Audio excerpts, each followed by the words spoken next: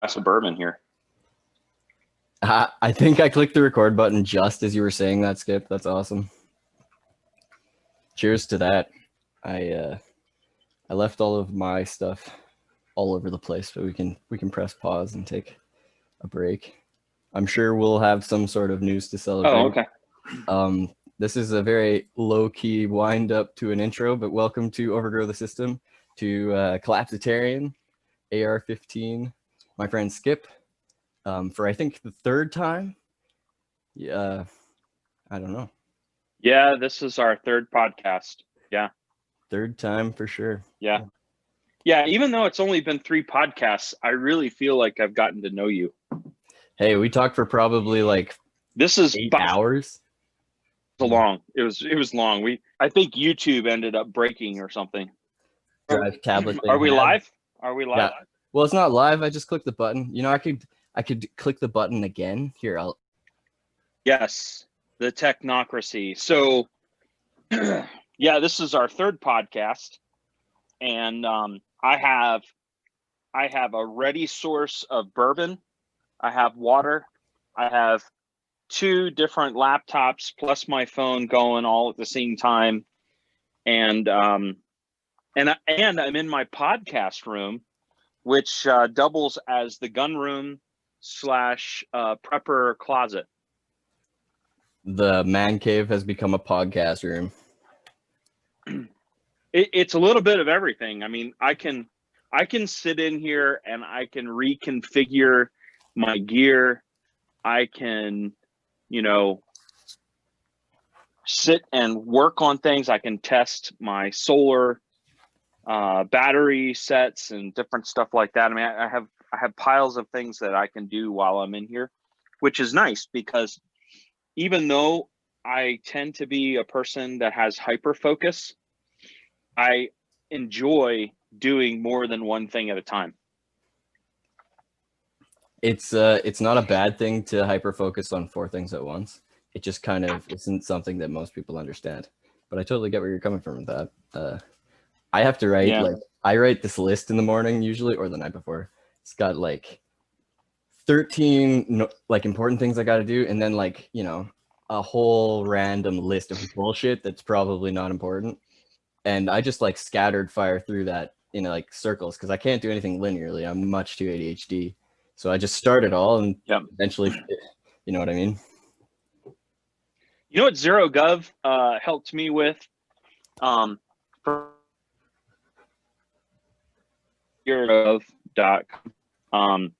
He has a really good blog there if any of your listeners are interested. He does a whole lot of... cut out there, Skip. You cut out for the whole... I think you were talking about Bill Bupert's handle there. Oh, yeah. Yeah, ZeroGov. He's zerogov.com. His name's Bill Bupert. Good friend of mine. In fact, I'm going to see him this weekend. One of the things that he told me is I should write down 3 things that are obtainable per day. And I'm getting ready to put in whiteboards in my gun room / podcast room / prepper closet. And one of the things I want to do on the one whiteboard is I'm going to set a daily goal, and then I'm going to set a monthly goal. And then do like little, completion, the little circles, you break it down, quarter completed, half completed, 3/4 completed, kind of deal, so that you can help. It's a thing they use in project management. I don't really pretend to know anything about project. I've seen it. And so it is one of those neat tools that you can use to track your progress, because the one thing that people lack a sense of satisfaction in to-do lists is because there is no spot for, I kind of worked on it a little bit today, but I didn't get that much done. And so it gives you a circle, and you can color in how much of that circle you think you completed. And it also encourages you to kind of work harder to complete your goals. Hey, makes sense. So that's one of the things. Yeah. You say you don't know much about it, but you definitely just taught me that part of it. You know, It's scary. that's a useful tip for sure. I've got a whole notebook I got to use these days because my life has gone kind of crazy. I was telling you that a little bit before.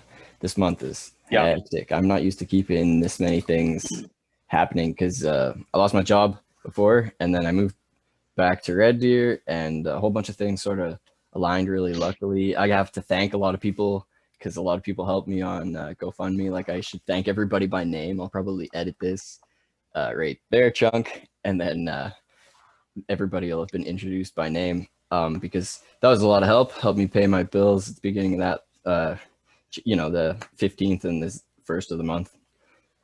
And then I got a little bit of work painting a house, but that didn't quite work out. But I still got like 4 shifts, so that guy paid me a couple $100, and the Yeah.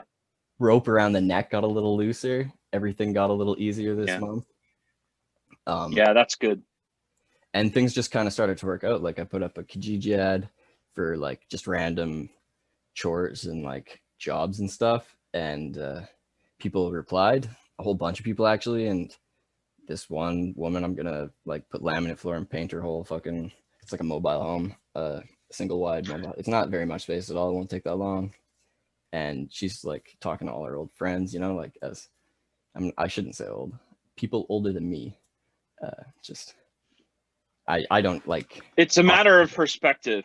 Yeah, exactly. It's a matter of perspective, Josh, because when I was your age, I thought that my age was old. And then when I get to my age, I'm like, oh man, I can't be over the hill. It's not possible, but it's true. I am over the hill. What age are you though? Are you the age that you actually are, the one that you think you are in your head? Like, what age do you actually think that you are? Like, when did you stop changing in your head? I would assume like 23. Then it's just that. Or am I wrong?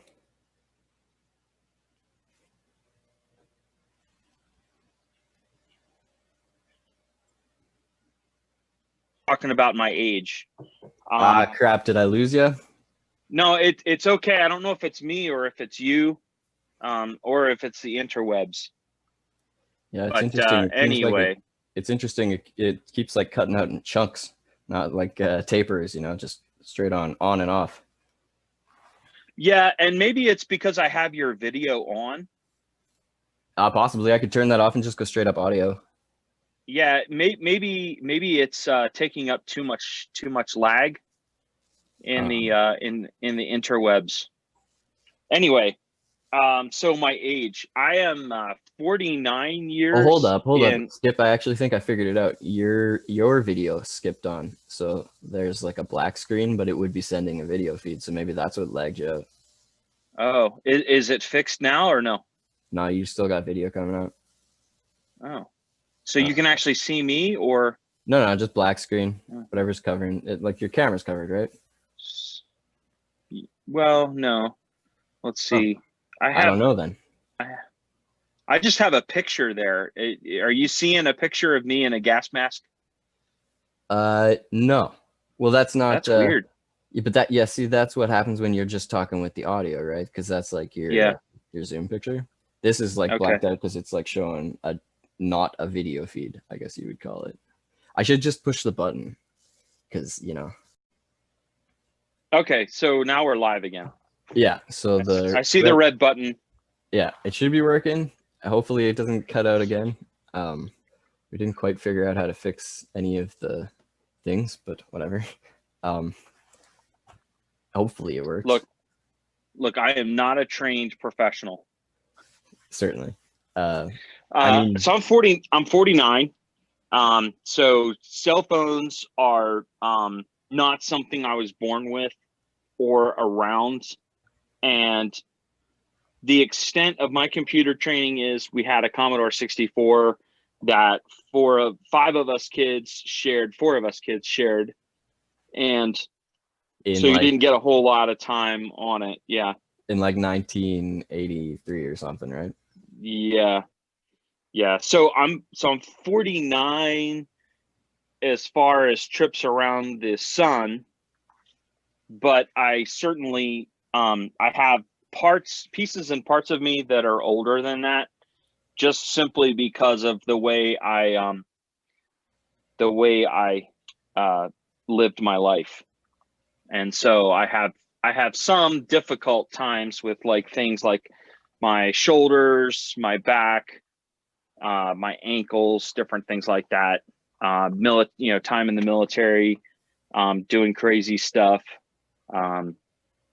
So I feel older than I really am, Yeah.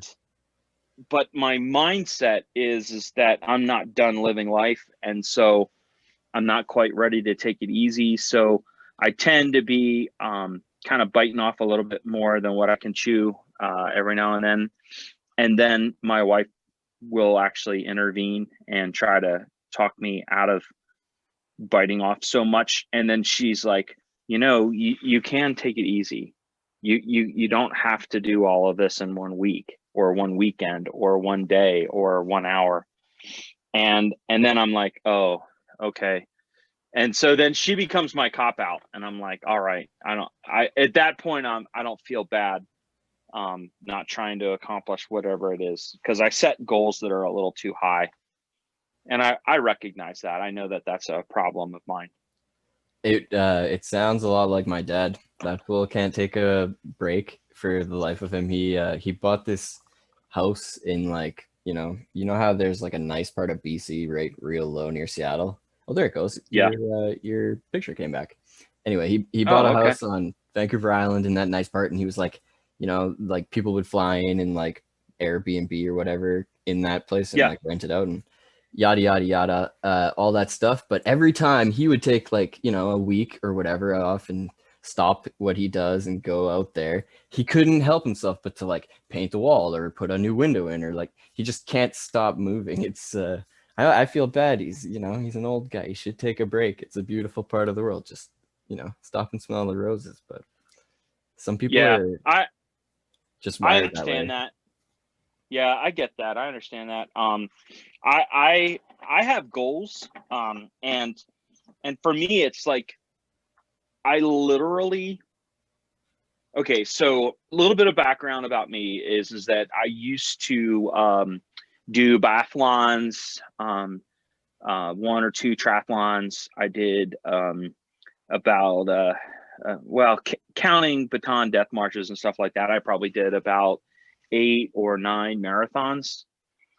And so I have this thing where if I set a goal, it's really hard for me to compromise and come back from that. In other words, if I see it and I'm like, I can obtain this, and then, because when you go to run and you set goals, if you back off on it, after a while, you'll just start relaxing your goals and making your goals less competitive.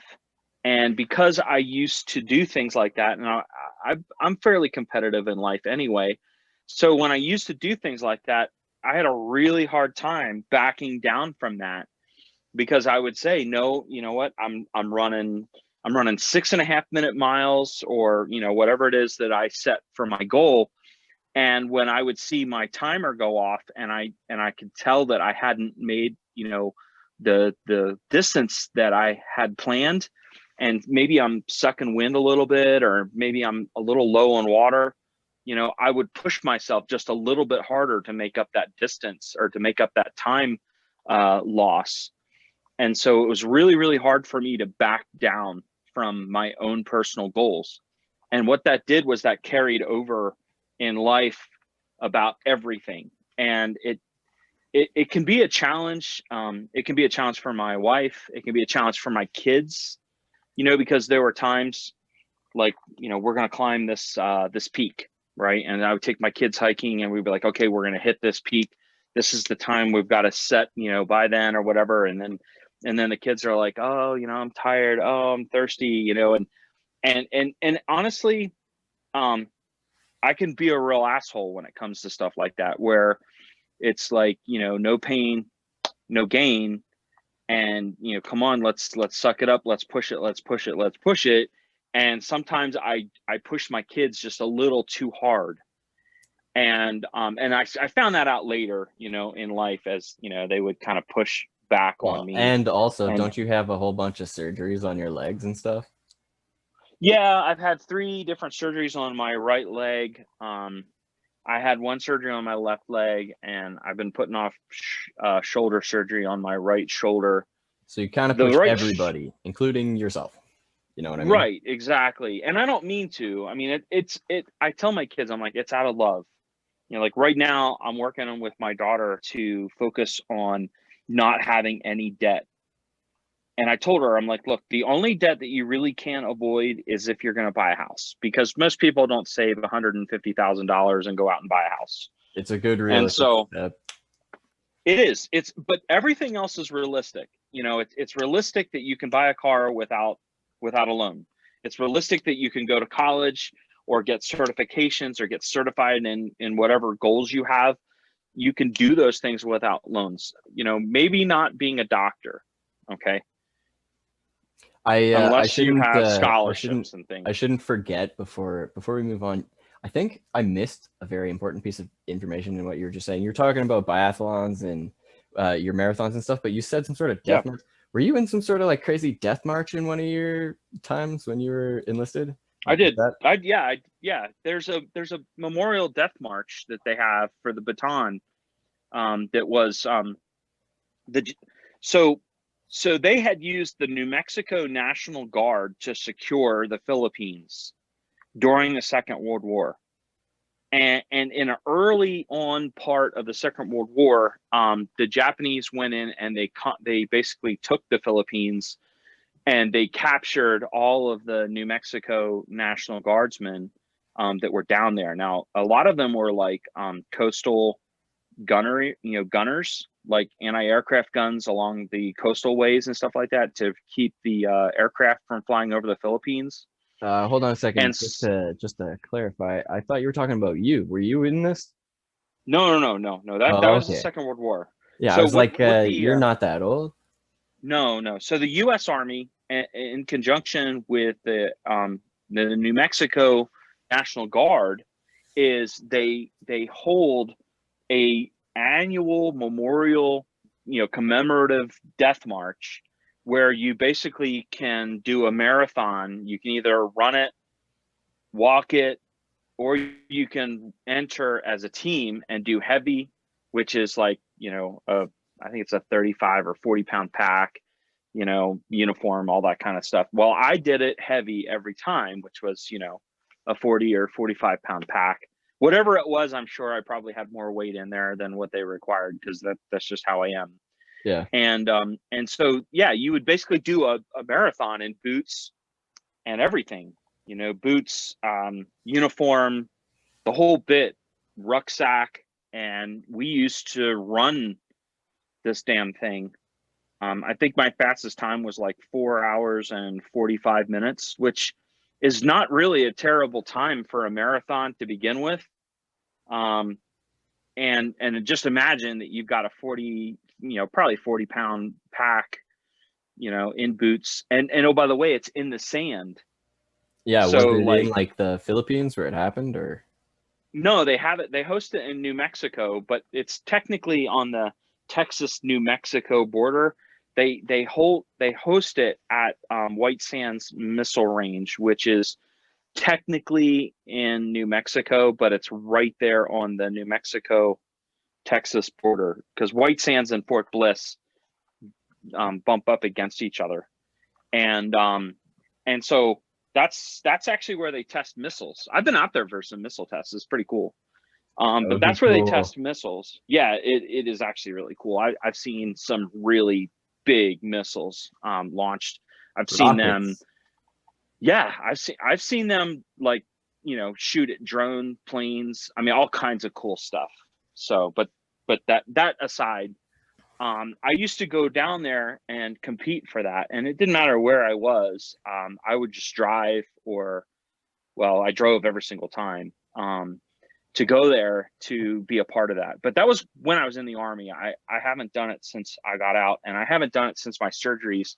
But part of me is kind of wanting to go do it, because I see these guys that are like in their 60s and 70s, and they'll go and they'll do this, and I'm like, man, I haven't even hit 50. How is it that somehow they can do this and I can't? And so Because they're not all that's the busted up. They're not all busted up, Skip. In the morning when they wake up, they're not all like crinkly, you know? well, a lot It's of just them not the are same. though. Well, maybe. I don't know, man. Yeah. But that's I mean, that's like a significant form of like masochism. That I mean, I had to give up longboarding. I had to just stop. Like, you know, because it's yeah. the risk is too great to enjoy the reward, which is sad. Yeah. It would be hard for me to give up. But I mean, giving up running was hard because I had always said that I was going to be that crusty old dude that was like, running at the pace of somebody walking, but in my head I was still running. And I used to tell people that all the time. I was like, you see that crusty old sergeant major running down the road out there at like 5 o'clock in the morning every morning? Oh yeah, I see him on my way to PT. That's going to be me. I used to tell people that all the time. And when my injury occurred, it took a lot for me to give up running. But the doctor told me, they were like, look, you don't have any cartilage left in your right ankle. So if you want to destroy your ankle and end up having an ankle replacement surgery, then that's on you if you want to do that. But it's not going to be fun. It's not going to be easy. It's going to be a difficult recovery. The ankle is like the hardest joint in the body to replace. Knees are easier to replace than ankles. Well, people don't realize how much you use your ankle. Like, yeah, for everything. And when I lost and when I lost the cartilage, it's really sad, but when I lost the cartilage, I had like a 40 or 45, probably a 40-foot fall. And when I landed off balance, which is why I couldn't really do like a proper PLF, which is, the actual landing for airborne, troopers. And so I was off balance. And when I landed, I landed on my right ankle first, and I twisted around 180 degrees. And so when that happened, it basically dislocated my ankle 180 degrees around to the back. So my foot was pointed backwards. I had a compound fracture of my fibula, and I broke my tibia, which is the strong bone of the two. Yeah, the one that's on the inside as opposed to the one that's on the outside. Yes, I broke that one into 7 pieces. And then the other one was a compound fracture. The bones were coming out the sides of my boot. My boot was twisted around backwards. I split my sternum, which, as you know, the sternum is like, your solar plexus. That would be like where those bones are actually fused together by cartilage. That tore open, and I bruised like 7 vertebrae in my back. You split your breastbone? Yeah, it was open. Yeah, they had to put me in traction, and then they had to sew me up with like this it was almost like it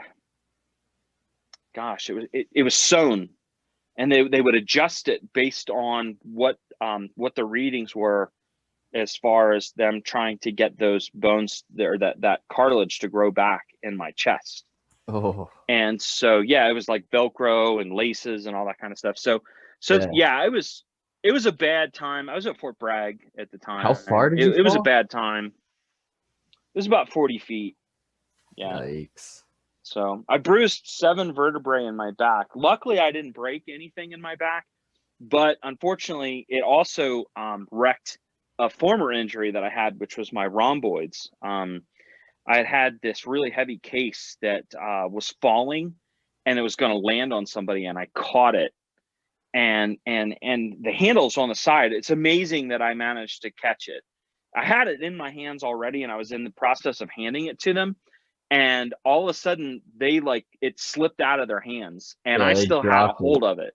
Yeah. And it was off the back of a 5-ton, which sit up really high, and or an FMTV, and I managed to catch it. But this is the problem. The problem is because the forward momentum was already there, because it was in the process of being kind of released to them.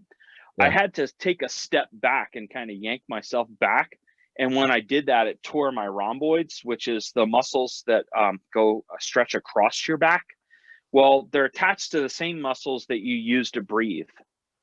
So the muscles that connect to the back of your lung tissue.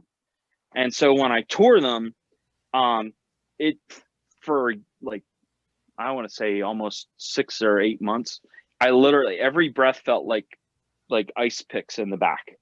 Oh, dude, Because that is yeah, it was awful. bad. It was bad. That was probably like my worst back injury. But this kind of made that worse. And of course, throwing tomahawks for 30 years kind of wore out my rotator cuff Of course. and my shoulder. And what happens is every now and then the muscles, they get tense, and when they get tense, they pull. And when they pull, they're attached to ribs, and what it does is it lifts my ribs in the back.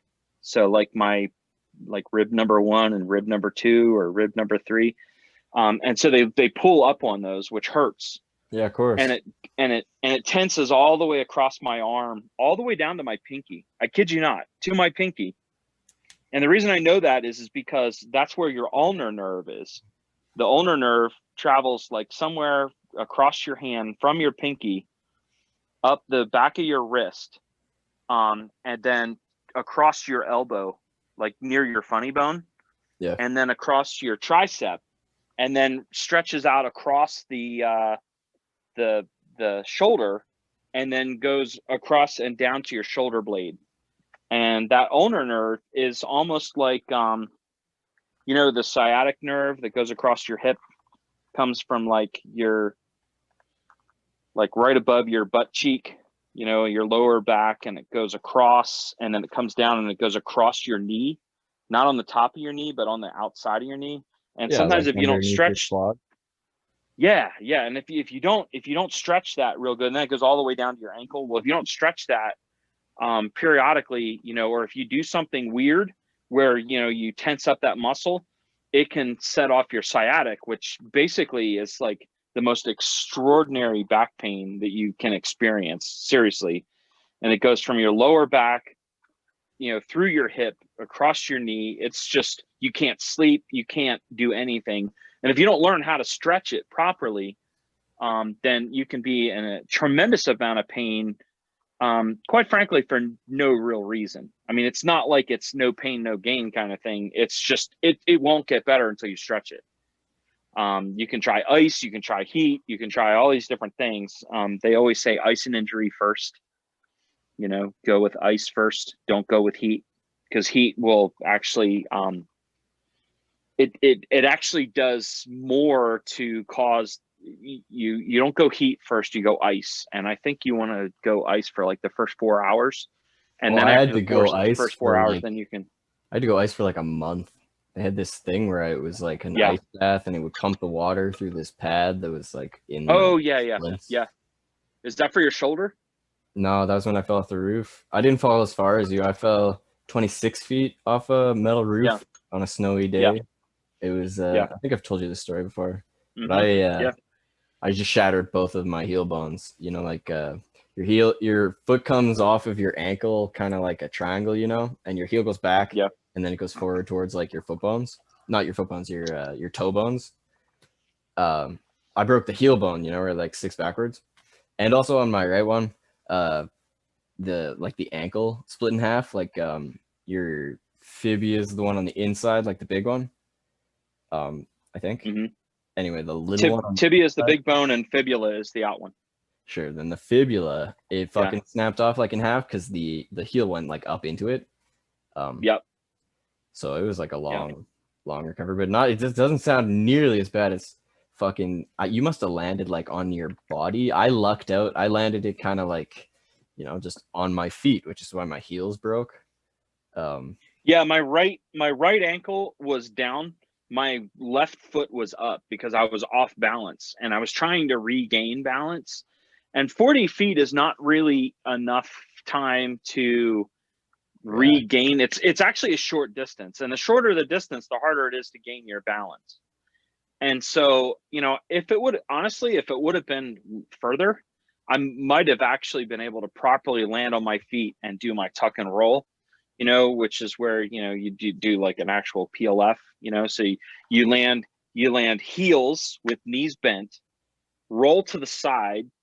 You basically hit the side of your leg, and then you roll up onto your shoulder to where you basically roll, like, so you're kind of landing on your side, not your back, I but at the totally same understand. time, you're because you're kind of flexy, you're not tense, you're not Yeah. stiff, you're Yeah. relaxed, and so when you roll, it's the same technique that like body doubles and people who do stunts, and stuff like that. It's the same technique, but And anybody essentially in a, that's ever fallen off a skateboard going really fast, like I don't know if I told you when I was telling the story, but the reason I couldn't roll out of mine is because I came down like a foot behind a pickup truck, like right in front of me.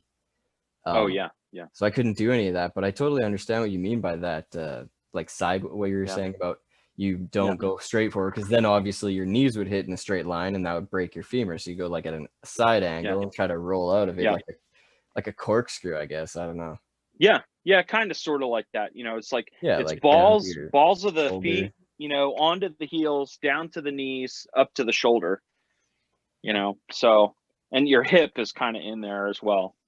So but anyway, so yeah, so I've gone through some adversity. I know what it's like to try to, force your way out of things, and I also know what it's like to be a person that's driven and want to accomplish a lot of things. And what that does for me is that kind of drives me to want to help other people do better, because I'm like, okay, not you personally, but there are people that haven't really had injuries. They haven't really gone through any, real solid level of difficulties in their life. But yet at the same time, they suck at life. And you think to yourself, like, okay, maybe you kind of are sucking at life just simply because you haven't had that adversity to kind of push yourself through. Like, maybe life has been too easy for you, and that's why you think that this is hard. I mean, And I wouldn't rule unfortunately, out self-sabotage for me. I definitely am a little bit to blame. You know what I mean? yeah, Like, of course, don't rule me everybody out has on a little that bit of that. whole. Don't rule Yeah, me out. sure, yeah. I mean, alcohol related incidents, there's definitely self sabotage, and I've been there, so I get it.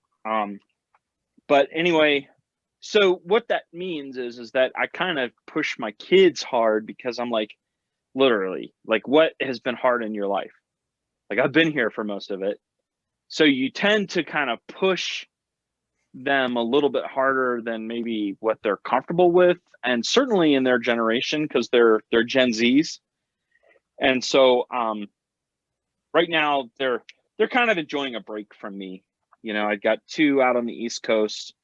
Unfortunately, one is in rehab, and then I have my daughter. She's living about an hour away, and she's going to school. So it is hard to have my daughter that far away, because she's always been like my precious, don't mess with my kid, kind of thing. Yeah. And so I'm really protective of her. She doesn't really like that I'm so protective, but tough. And so, Did I sorry, did I tell you the story of why I was freaking so winded when I came in here earlier? Involves oh, Gen you said Z. you were messing with your trailer? Fuck, dude. Okay, so this afternoon I had like two jobs to do. I was this podcast with you, and also I had to winterize my trailer.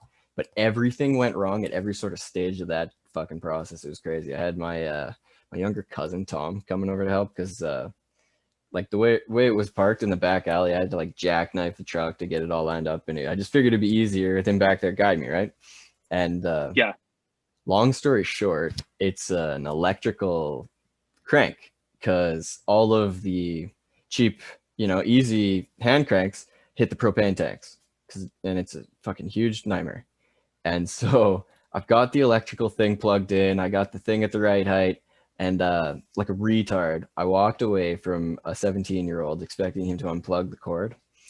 Um, and he left it plugged Yeah. in, and I drove away and we broke it, like super broke it. I thought hopefully it had just pulled out of the tabs, but no, obviously up where it was welded on, it fucking snapped off. I don't even know if the box it's attached to is going to work when I fix it.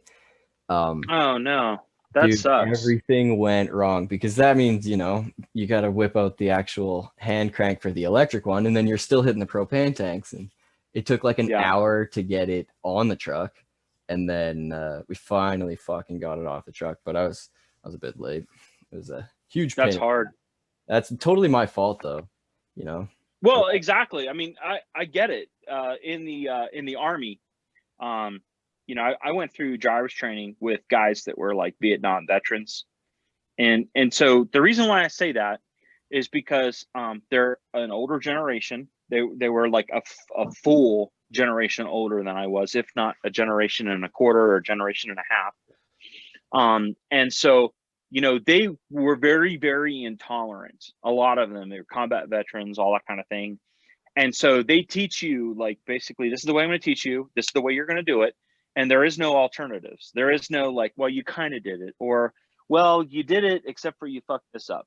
No, there's literally, you're either did it right or you do it wrong. And if you do it wrong, we're just going to, like crack the shit out of you with a helmet or something. And so, when I went through driver's training, it was very similar to when my dad taught me how to drive. Because when I was on the tractor, he would put me on a hill, and he would, basically, if you pop the clutch, the front end lifts, right? You've probably driven a tractor, so you know what that's like. Big ass And tires so, and way too torquey. It's yes, impossible. yes. And so, he would basically clobber me. Like every time the front end would lift up, he would just like smack the crap out of me.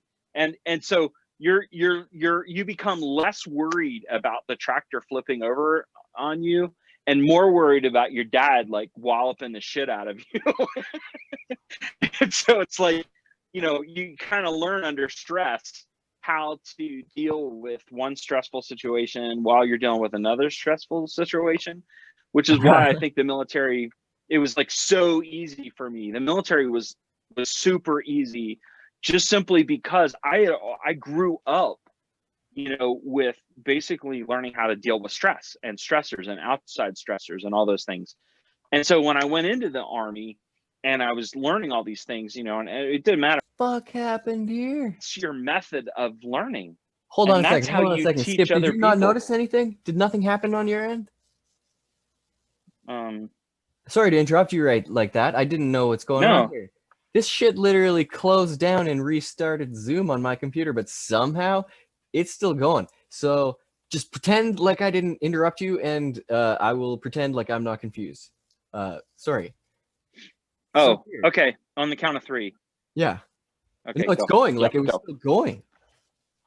That's cool. Okay. Totally weird. Yeah. It's a brave new world we're living in. I should talk less about myself. I'm sorry. Oh, I don't tend worry to about be it. a little bit of a conversation hog. And I like talking about myself just simply because, like, when I'm talking to somebody who's younger than me, I want to relay some of my stories over to them so that they're like, holy shit, dude, I can't believe that you learned how to drive on a tractor and that your old man like practically knocked you the hell out when every time you pop the clutch. But yes, that's how I learned to drive.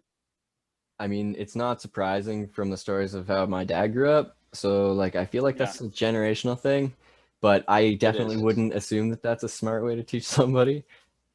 That's like, I Well, wouldn't even think that's a way to teach a dog, it was how he learned, True. it was Yeah. how he learned. And he was the Korean War, era. My dad came in, he was in right after the Korean War.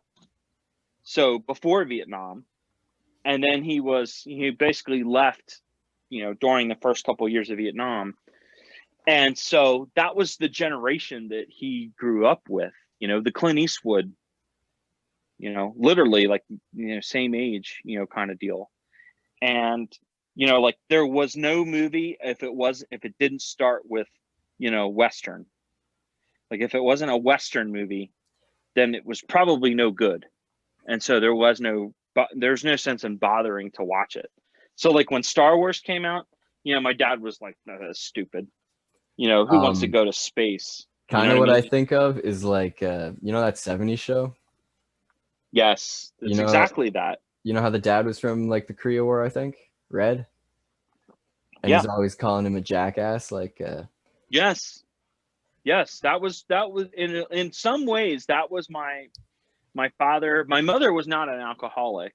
Um, in fact, neither one of them drank alcohol.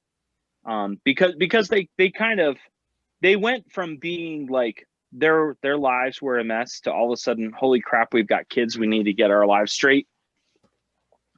You know, which happens in a lot of people's lives.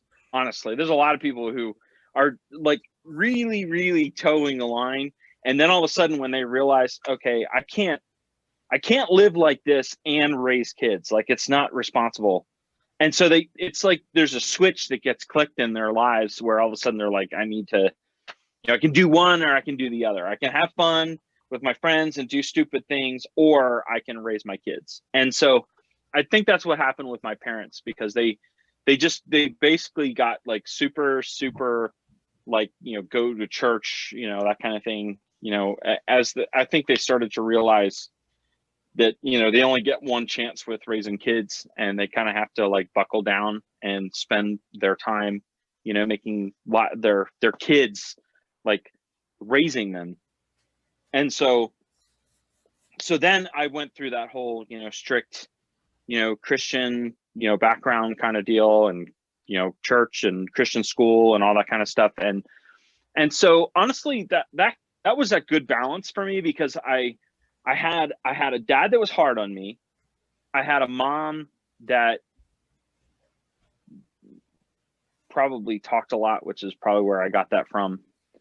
Because my dad didn't really talk a whole lot. It was a time when men didn't really share what they were feeling.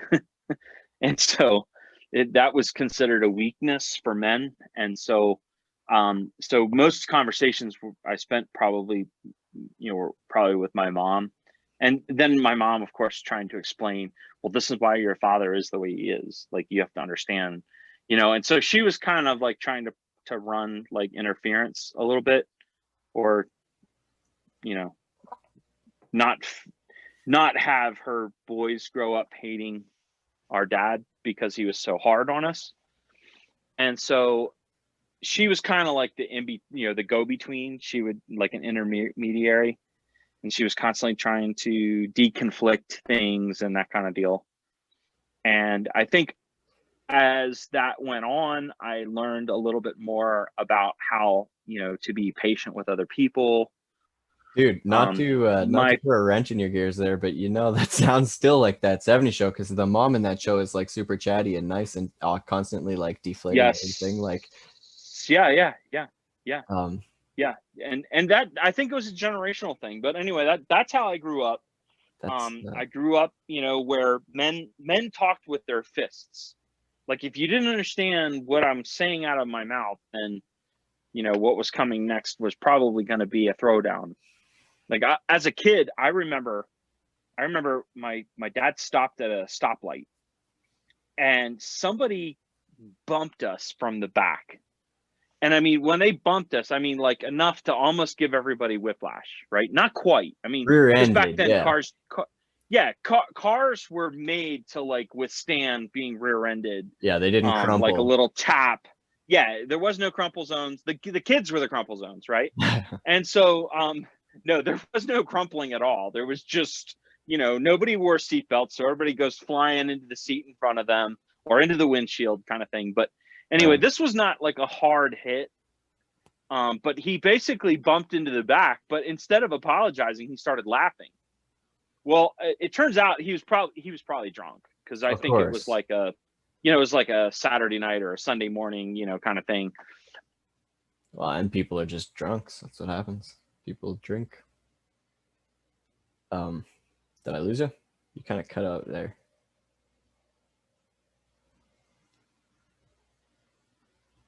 Yeah, I think that cut off. Should pause it.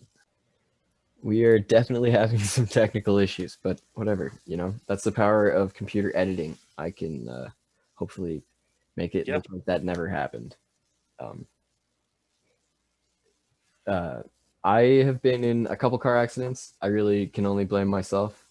But like most of the time, it's like, you know, I'm behind a car in a turn lane where they have their own lane, so there's no reason for them not to be going, you know, and I'm looking and there's space for both of us. So I like inch forward and all of a sudden I look back because I've just fucking hit them because they're still there for some unbelievable reason. But that's no excuse, you know. I'm just always in too much of a hurry. No, I mean it comes down to like right of way. I can't really talk shit about people's driving because my wife says that I drive like an old man, and I think part of that is because, you know, I now drive slower vehicles that you're not really going to get there any faster. All you're going to do is waste more gas trying to get there faster, and so I just kind of gave up on that. But And plus, if you're so my your own dad, mechanic, you're much more careful. oh yeah, no, exactly. And I mean, my bumper could withstand some pretty large impacts. But the great thing about as you get older is you think more along the lines of, I don't want to pay for somebody else's car to get fixed. You know, like I might win this car accident, but it doesn't necessarily mean that it's not going to cost me. And so you start thinking a little bit more about what it's going to cost you as far as like insurance and different things like that.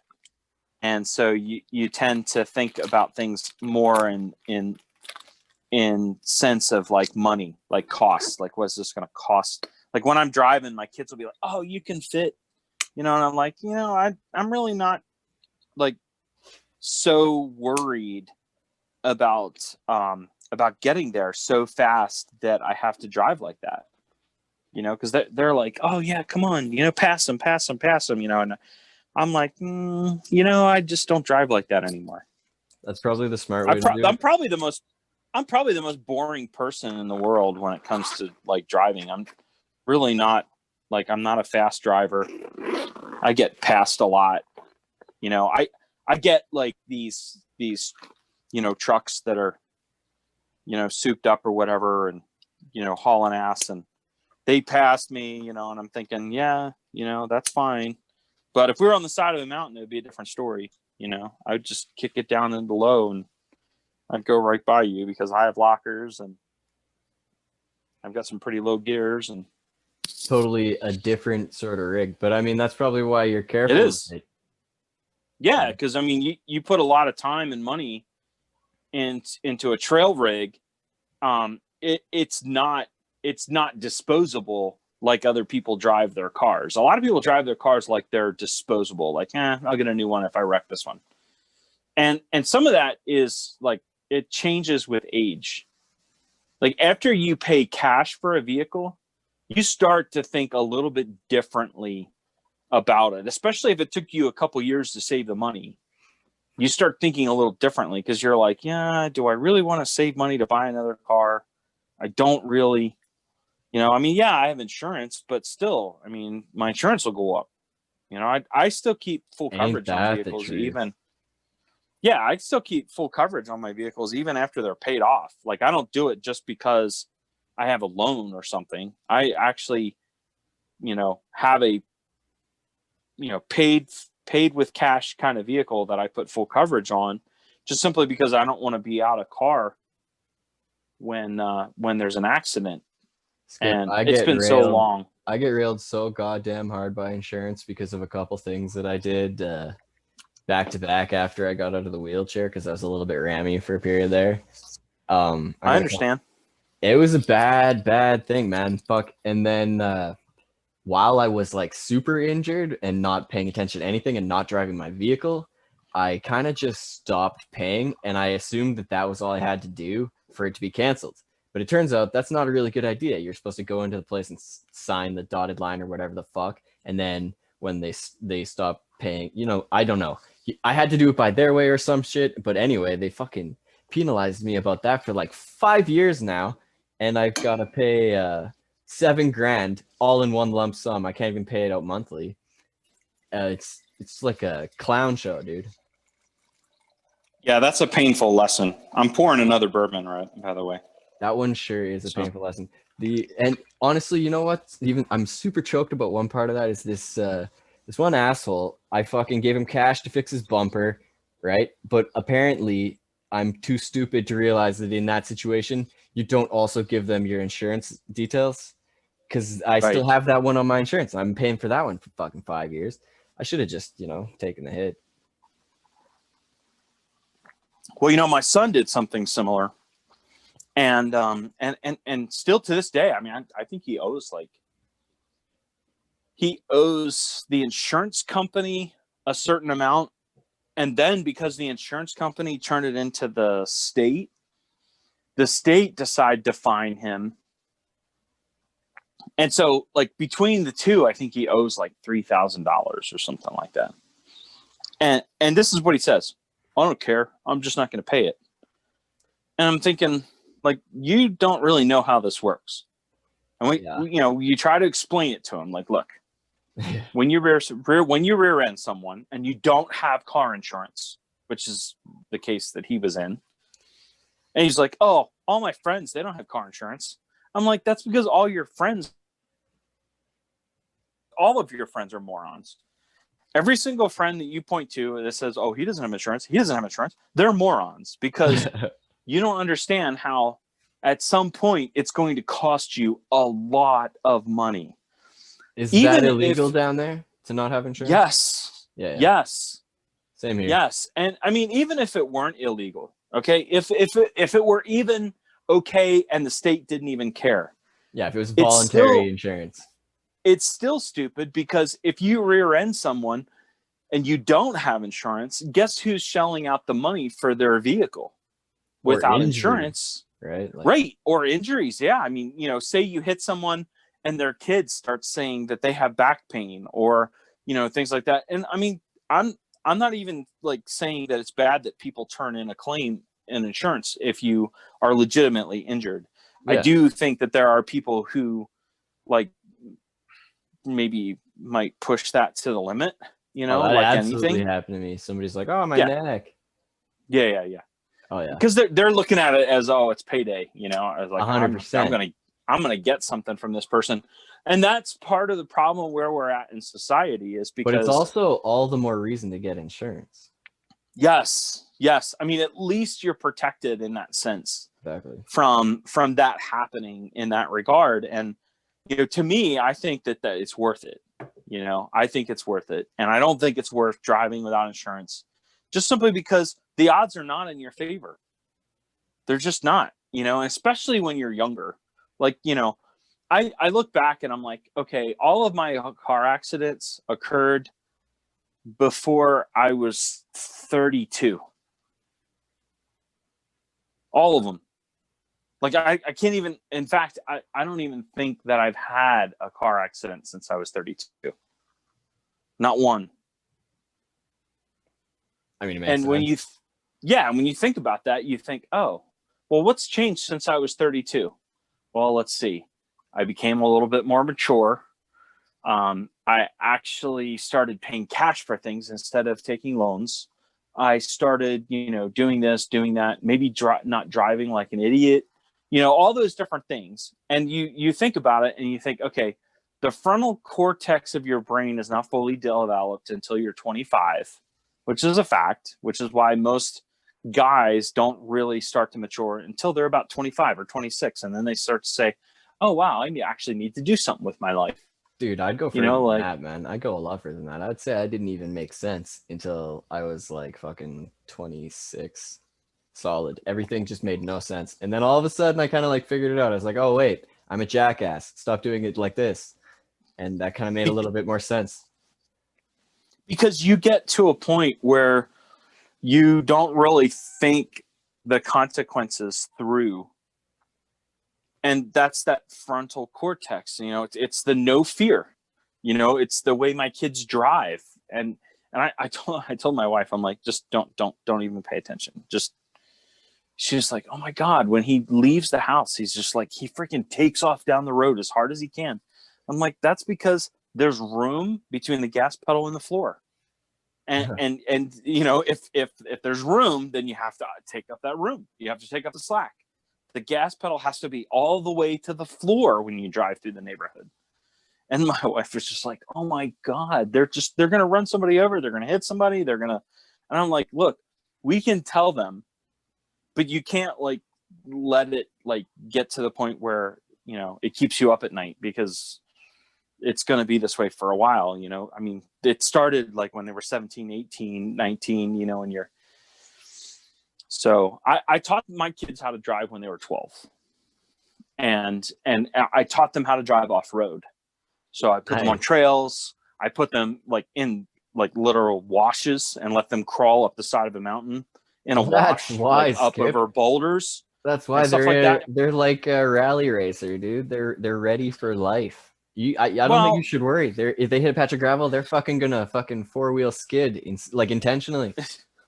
Yeah, but the point is that I wanted them to be able to drive.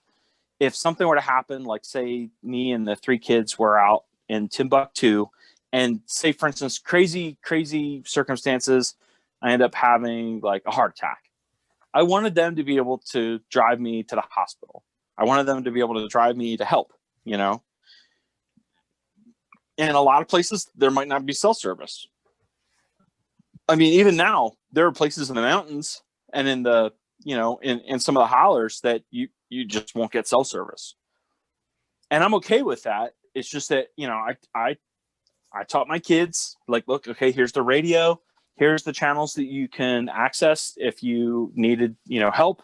You can even use the sheriff's channel or the sheriff's assist team channel, or, you know, whatever channel you needed to get out on, even if, you know, we don't have like a license to be transmitting on that channel, because, you know, if you're not a sheriff, you're not supposed to be on the sheriff's channel transmitting. But, you know, even then it's okay, because if it's a call for help, it's a call for help. Don't worry about it. And so I taught my kids like how to, you know, use my ham radio, you know, how to make, you know, calls for emergencies, different things like that. I taught them how to drive. I taught them how to drive off road. I taught them how to back trailers. You know, I mean, that's something that's hard. Like, you take a long trailer and put it behind a truck, it's really easy to back up. You put a short trailer behind a truck, you're going to lose your rear view mirrors. I mean, your rear taillights. You're going to lose your rear taillights because it bends like super fast. Like, before you know it, for sure. Yeah, before you know it, you've jackknifed. So I taught my kids how to do all of those different things. And it's really hard as a parent to like step back and then watch and see how they live their lives after you've taught them how to do all those things, because it's almost like they have to relive it or relearn it all over again. Because like what I taught them was smart and prudent. All of a sudden it's like, yeah, but I can take risks, and risks are so much more fun. And it's really hard as a parent to watch that and like sit back and not like lose your shit.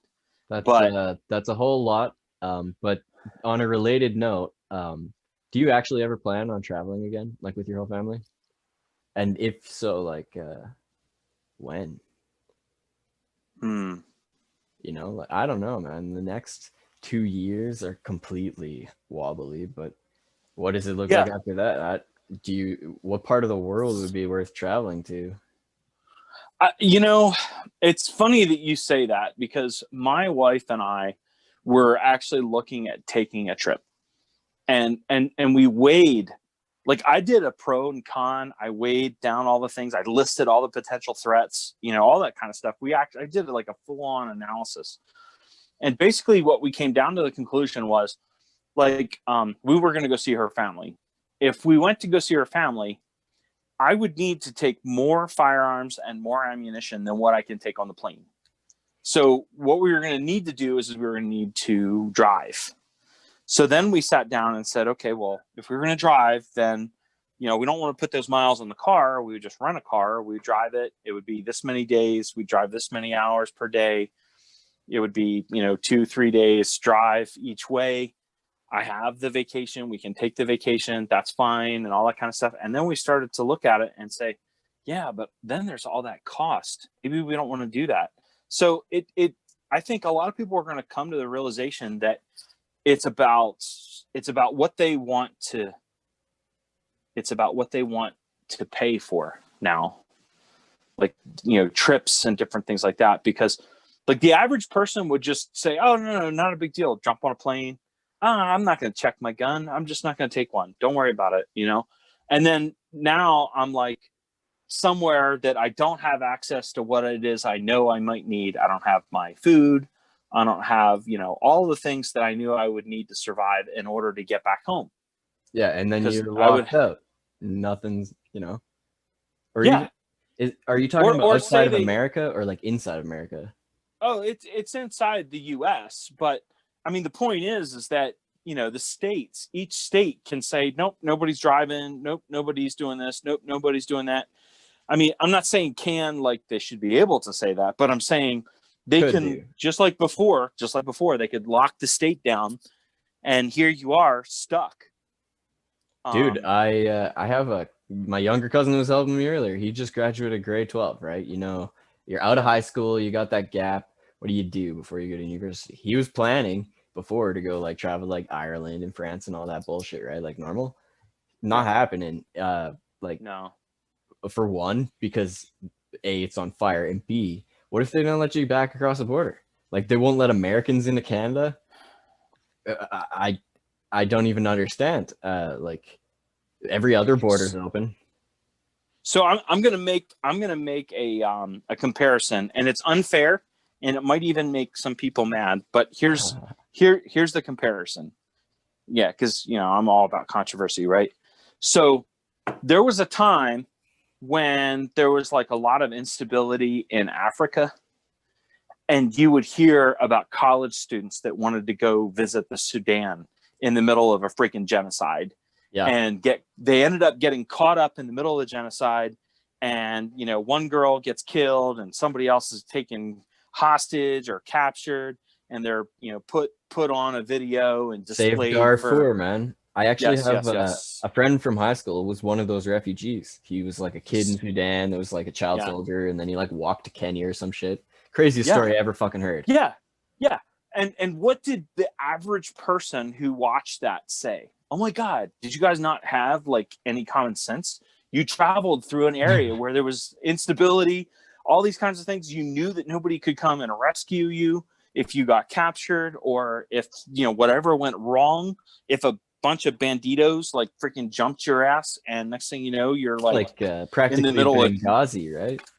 Yes. And so the point is, in all of that, the point is the world is starting to look like that to a degree. And I'm not saying it's as bad, or some places are worse, some places are better.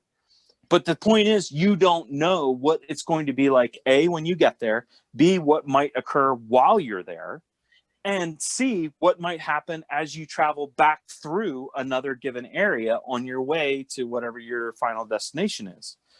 And so with all of those levels of instability and uncertainty, you have two choices. One, you can like roll like you're prepared for everything, right? And you can actually think that you can handle all of those situations, but the truth is you probably can't handle every situation. I mean, even me, if I were to travel with like my 4 closest gun friends, and you know what I mean when I say gun friends, right? Yeah. So like when the 4 of us are together, we're like a fire team or more, right?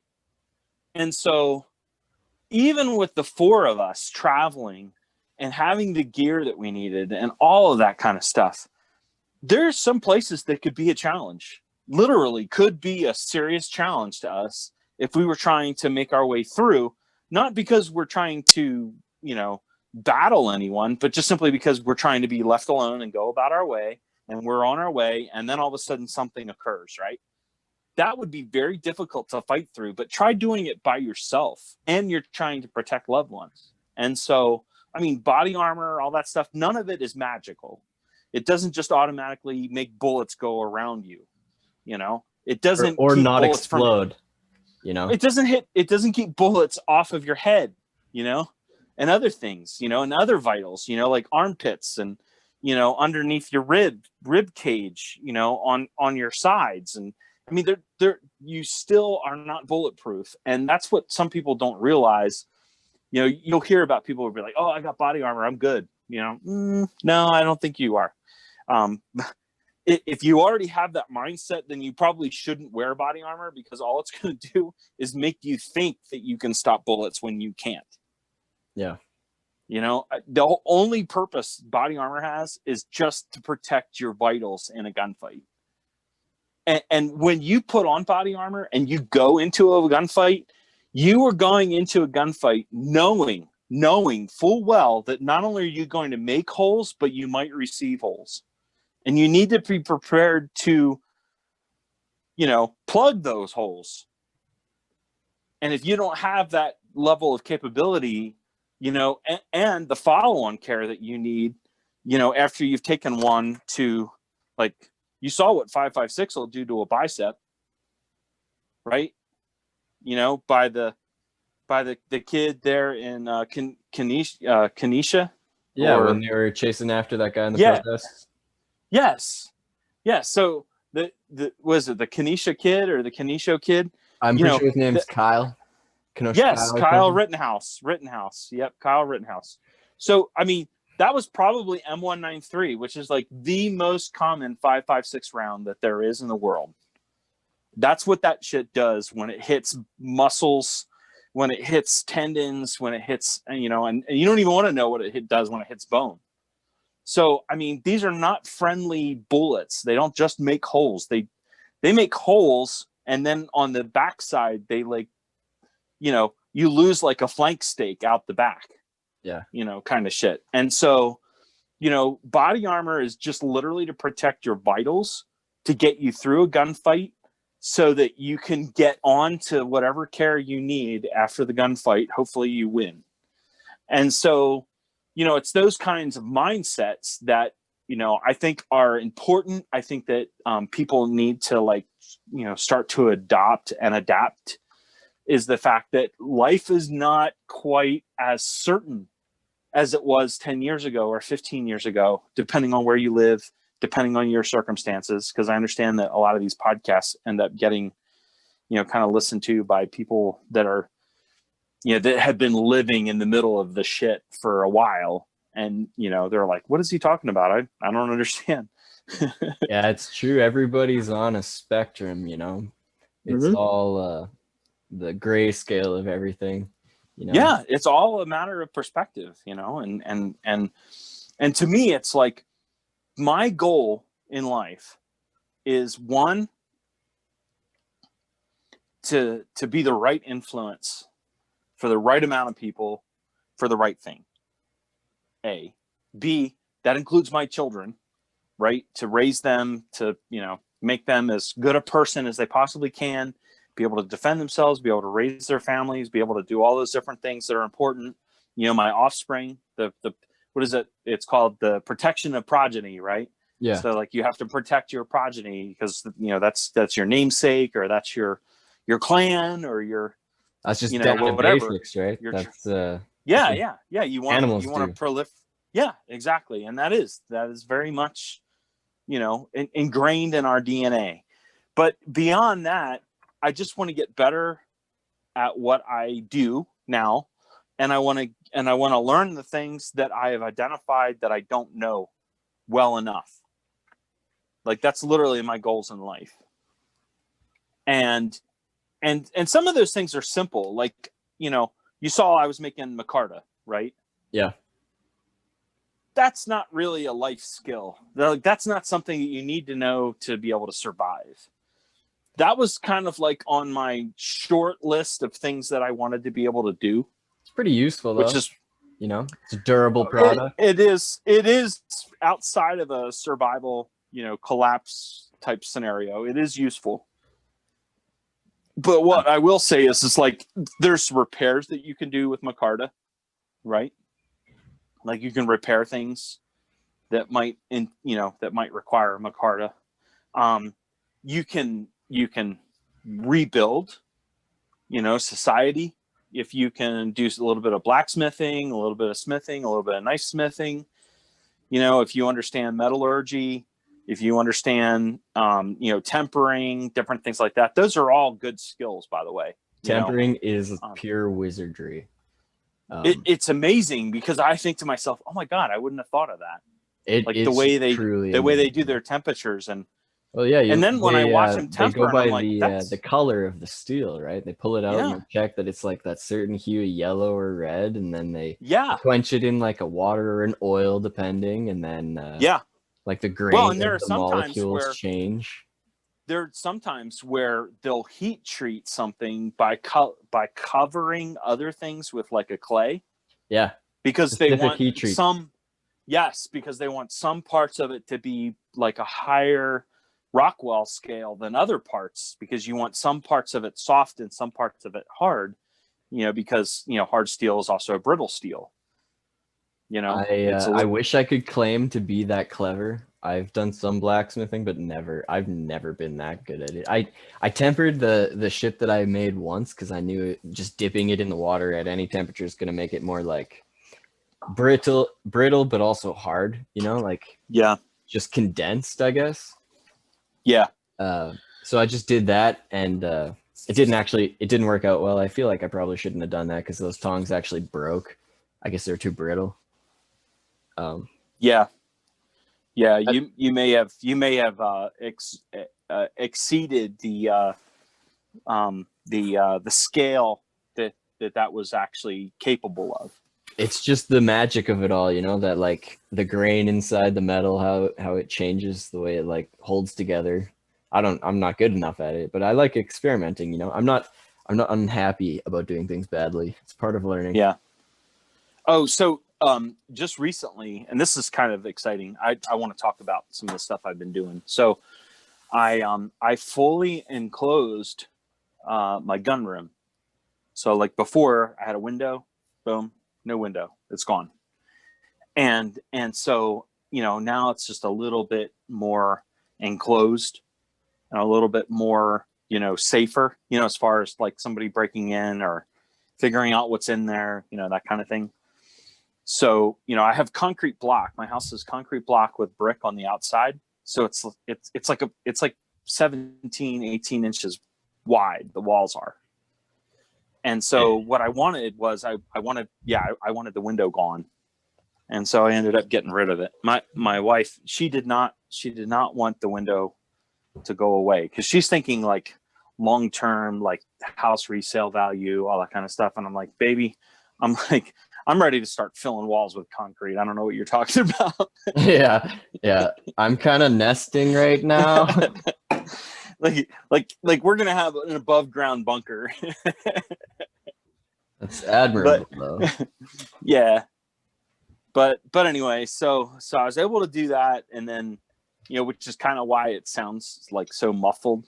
You know, my voice. You know, there's no echo anymore because it's there's nothing to echo against. You know, it's all gear in here now.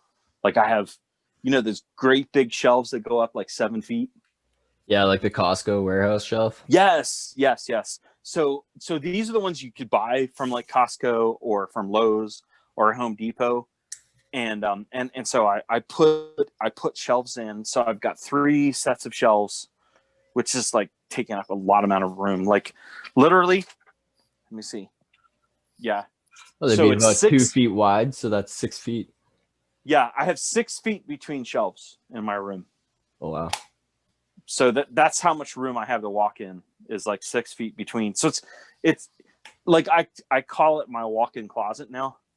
And You've I got have a like whole all, like a warehouse, man. I have shelves.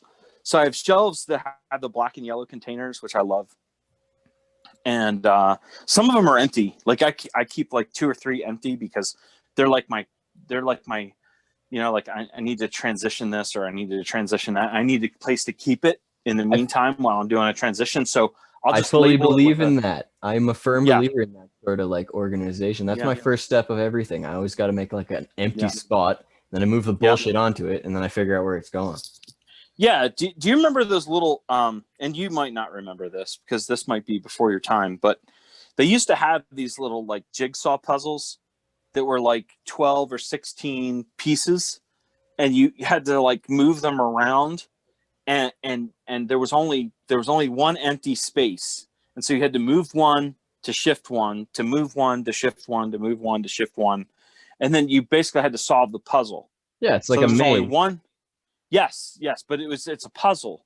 Yeah, And so yeah. like maybe it's a picture or maybe it's a something. And so you have to like move everything around until the puzzle actually made sense, but you only have one empty space. And you only have like, there's 15 pieces and 16, it's like, it's I like understand what you what, mean. four by four. Yeah. You get It's what like I'm saying. those. They have phone apps now. It's like you got to move a Oh, bus out of okay. like a crowded parking lot. You know what I mean? And you got to Right. Yeah. slide shit So around and Tetris it so that that one available spot lines up to get it out. right. So back in the day they were plastic. I used to And use those so out it of was wood with little wood yeah, blocks. so yes. So this was like you were constrained. Like you couldn't move anything else until you moved this other thing out of the way. Well, unfortunately right now that seems to be my life. Because it's like, I can't do that until I do this, and I can't do that until I do this. So I have to get this done before I can do that, before that other thing can happen. And that's literally my life. And I have a feeling if you were to ask people and maybe they were going to be honest about it, they would probably say that that's their lives too. Dude, I'm in It's exactly the same boat. I think it's got something to do with people of our outlook at this current like turbulent time, you know? yeah. Um because I'm the exact same thing. It's like I'm juggling plates, you know. Everything is up in the air. I've dropped like 3 things so far. I've just straight up forgot about them. But like a bunch of Kijiji ads worked out. I got like 3 different contracts lined up for after this one that I'm doing. Like it's Oh, fucking good. wild. It is Well, totally the wild. contract part is good though. That's good news. I'm glad to hear that. It's super good luck for me. I mean, we'll see how it turns out, right? But so far, having done no work, yeah, I have apparently a pretty good reference because this chick has like recommended me to 2 different people. Just Good. strange. I don't know. Good. I don't know, man. It's making me kind of nervous at this one. I'm like, I almost told her, be like, you pump the brakes here. You know, I don't want to bite off too much. You know, I don't know how this is going to go with just this one job. I don't want to like agree to do 4 at once. So the number of people that have come to me looking for guns and gun parts and ammunition it's almost hourly now. I'm not kidding. Like I'll get a direct message, or I'll get a text message, or I'll get a Keybase, or I'll get a Telegram, or I mean whatever app you're talking about. I'll get somebody that sends me something saying, "Dude, I'm looking for such and such," and all of a sudden it's like, it immediately it's a priority to them. Like it wasn't a priority before, or maybe it wasn't as high a priority, and then all of a sudden, I mean, you can tell when something is really, really important to somebody. You can tell, like just in the 100%. tone, in the voicing, in the everything, and so I kind of view that as like kind of being plugged in to what's going on, as far as like, okay, yep, okay, now they're watching the bubble. They I got a weren't watching question the for bubble you. before, but now they realize that life is not plum. I got a question for you.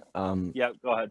How are the stores for ammo? Is it still super empty? Like, Common calibers are pretty difficult to find. Like you have to go store to store to store to store to store, week to week to week to week to find maybe what you're looking for. But that's just finished ammunition. Reloading components are almost as hard to find right now. I mean, you probably remember me talking about how, like you should have primers, you should have powder, you should have bullets, you should have brass, you should have like all those things should be stuff that you like put back. And the problem, this is the biggest problem, money.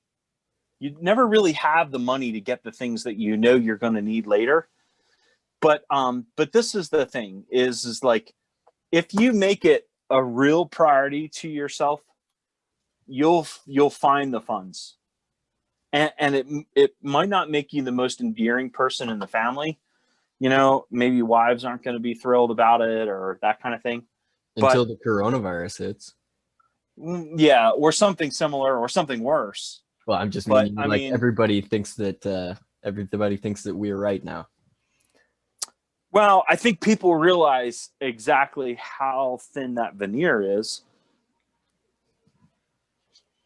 I think they're starting to see that veneer is probably a little bit thinner than what they realize. I was talking to a friend of ours on Twitter, Liberty Lockdown, and Yeah. he was it was really interesting. I hadn't thought of it ever before, but you know how the government locked down everybody for like it's like totally unprecedented. The government locked down the economy in reaction to this. Yeah. I was just thinking like, you know how all these smart people in like whatever economics and like academia and all this stuff, they've got like these spreadsheets and models and like predictions. Yeah. Yeah. That was never a factor. They could never have seen that coming. So like there's this No. entirely new like monkey in the circus just loose going crazy. Yeah. It's well, this is what I would say is, you know, if somebody were to go to, like, say, for instance, the US DHS, Department of Homeland Security website for preparedness, right? So, like, maybe the FEMA website, right? So, like, the US FEMA website says that you should have like this much food, this much water, batteries, flashlight. They have like this long ass list of things that every household should have for an emergency. Like, it doesn't matter whether it's a hurricane, whether it's an earthquake, whether it's a wildfire, they have like lists of things. I don't think that the average person ever bothers to look at that website. A, B, maybe they don't know that it's there, or C, and this is the most likely, looked at it and said, yeah, whatever. Okay, Yeah. whatever. Yep. And the truth is that, and I'm not saying that, the FEMA like is all of a sudden worth the money that they got paid just because they made up that website, because they could have gone to like Survival Blog and gotten that information and not charged everybody the tax money that they ended up having to pay, to have somebody make up those lists. But well, they also say that you're supposed to have like 3 months rent saved up or some shit. And how many people are like paycheck to paycheck? 90% of like society or some crazy number. well, and okay, so now we're going to talk about Dave Ramsey, right? So Dave Ramsey, he says, if you go through the baby steps, and you follow like all the baby steps, like the first one is like $1,000 in emergency fund and different things like that, like have it, like it's there, right? So like the very first thing you're supposed to do is stop any future debt, like don't make any more debt, and establish $1,000 emergency fund before you do anything else. And I don't remember all the baby steps right off the top of my head because my wife and I, we've already been through most of them. We're still working on a couple of them. We have like 1.5 still we have to do. And the truth is, right now, this is like a bad time to be putting anything anywhere monetarily in the markets. 401ks. I mean, I'm hearing some bad stuff about people's 401ks. Now, me personally, I saw like some hits, and then I saw some that were like, okay, yeah, that's doing okay. This isn't doing so well. That's not doing so well. But, if you're a little diversified, you're going to be okay. But you still took a hit in the long run, right? I mean, in the short run, the last 3 months or 4 months. So if you look at it from that perspective, really what it comes down to is that diversification is important. And diversification can only occur if you actually have money. Like you can only diversify money if you have it. If you don't have it, then you can't really diversify it. And if you do have a little bit, then you can diversify that and then try to grow that diversification a little bit at a time as you go along, right? It's Well, the funny. problem is You're totally preaching to the choir because I've actually kind of right. been in this boat since before, you know, like as soon as I was on WCB, I had that like that bubble they say you're supposed to have. I think I had like, you know, I had 2 months rent ready or whatever. Yeah. And Yeah. then but you know, it was like a year or Yeah. whatever before I was back at any Yeah. sort of work. And then that job only lasted 3 weeks. But all of a Yeah. sudden, as soon as the first day, WCB is done and there's no going back. It was really interesting, wobbly path. But it's funny watching everybody else for the last 3 months sort of like Yeah. deal with a similar crisis. You know what I mean? Like being locked at It, home in it's their rooms and like it's a little financially comforting. destroyed. It's a little yeah, it's a little comforting to know that other people are going through the same circumstances as you. It's kind of funny, man. Um, I don't know. It's for me. It's like this didn't change much. I'm definitely not in any sort of different circumstances now. I might even be better off. I'm not sure. Right. Yeah. It's fucking weird. Yeah. It has been I think it's been a learning opportunity for some. I think the average person probably hasn't even paid attention. They're just they hear from other people and they're like, what is it you're doing? Oh, that's what you're doing? Okay, I'll do that too. You know Like what's they're still craziest? following. They're still following. They're not actually Yeah, like engaged in their lives and planning ahead.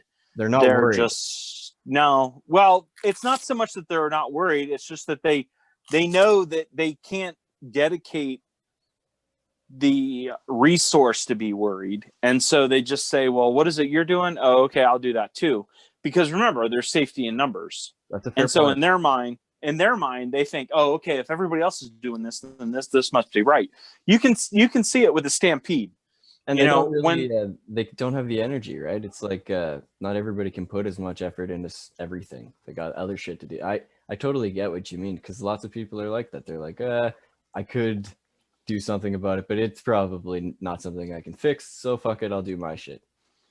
yeah, there's also a prioritization process involved there because, you know, it's kind of funny because as you get older, you start to realize like how tenuous situations can be, and you start to realize like how dangerous situations can be, and you start to realize like, you know, maybe going out and clubbing in the middle of a, you know, pandemic or different things like that. You know, all the kids that went on spring break during in the middle of the pandemic and stuff like that, and then took COVID back home and stuff like that.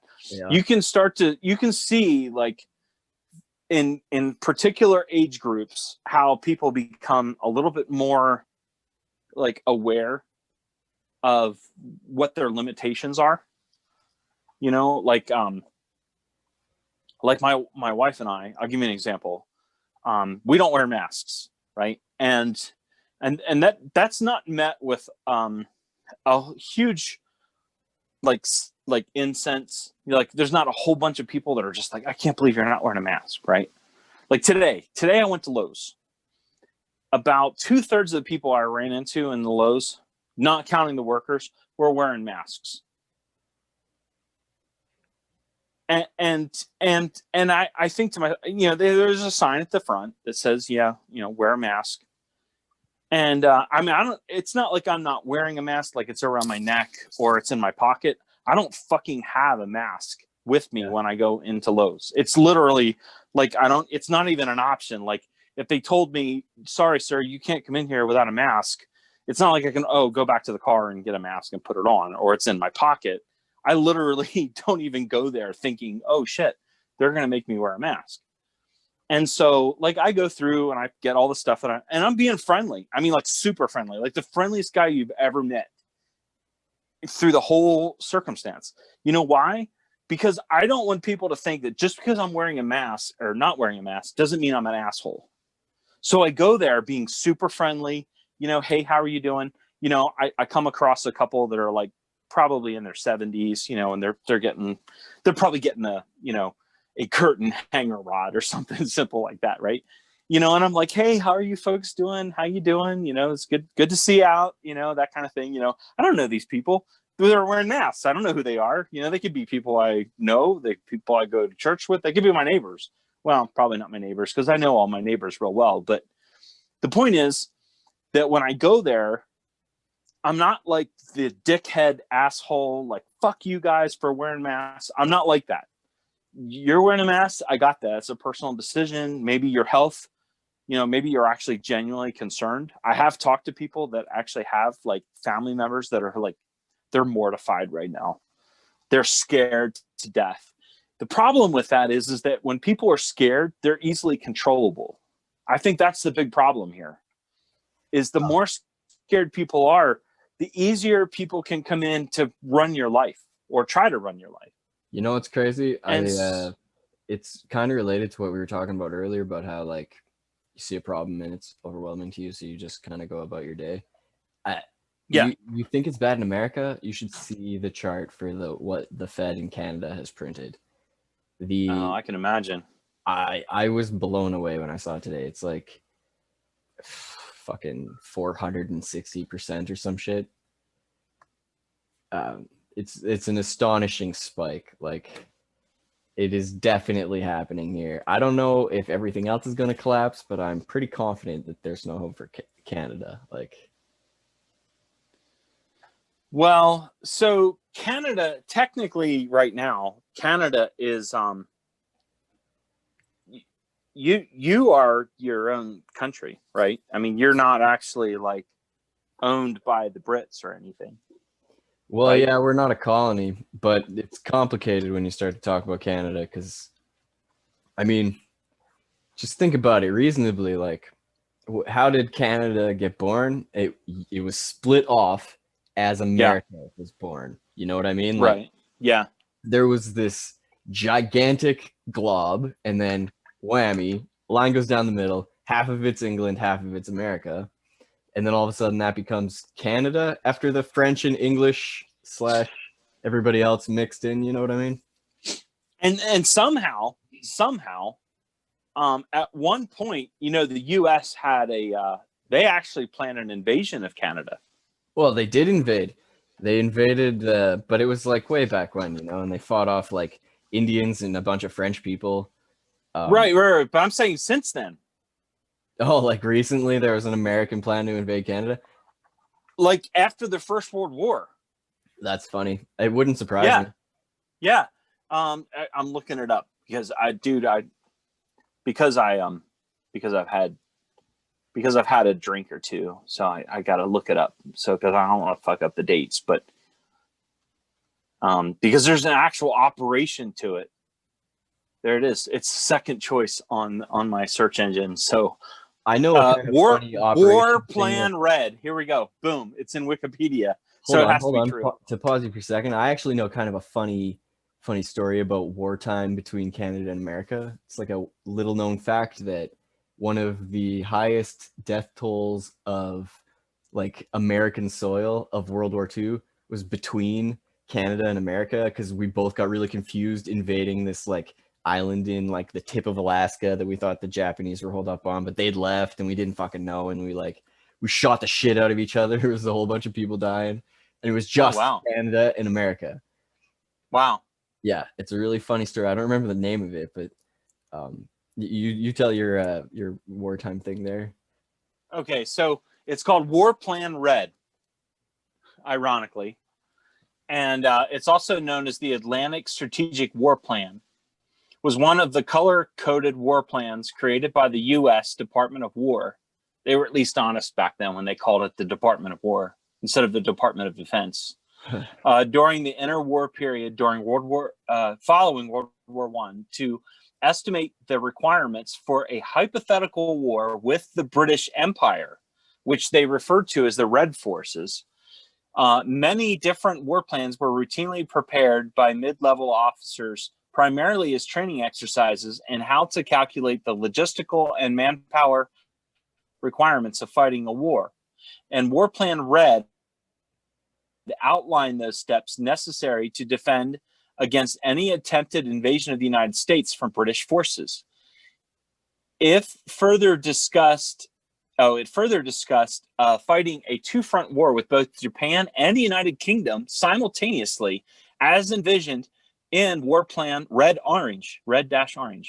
War Plan Red was developed by the War Department after the 1927 Geneva Naval Conference and approved in May 1930 by the Secretary of War, Patrick Hurley, and Secretary of the Navy, Charles Francis Adams.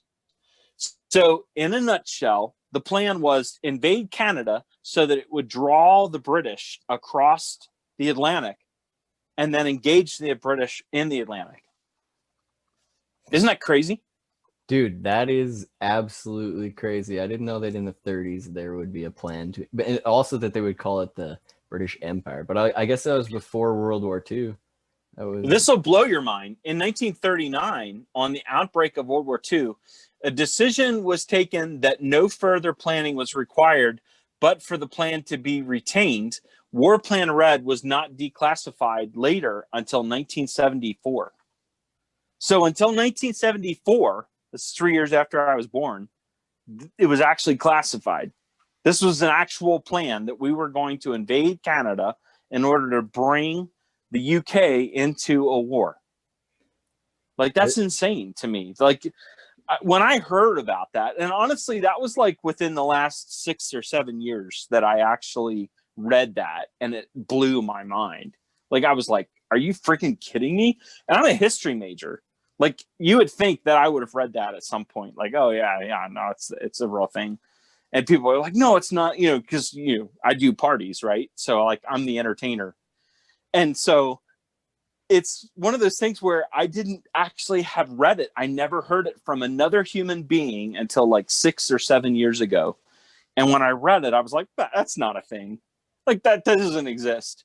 And when I read it, I was like, holy shit, dude, that was real. Like, I couldn't believe it.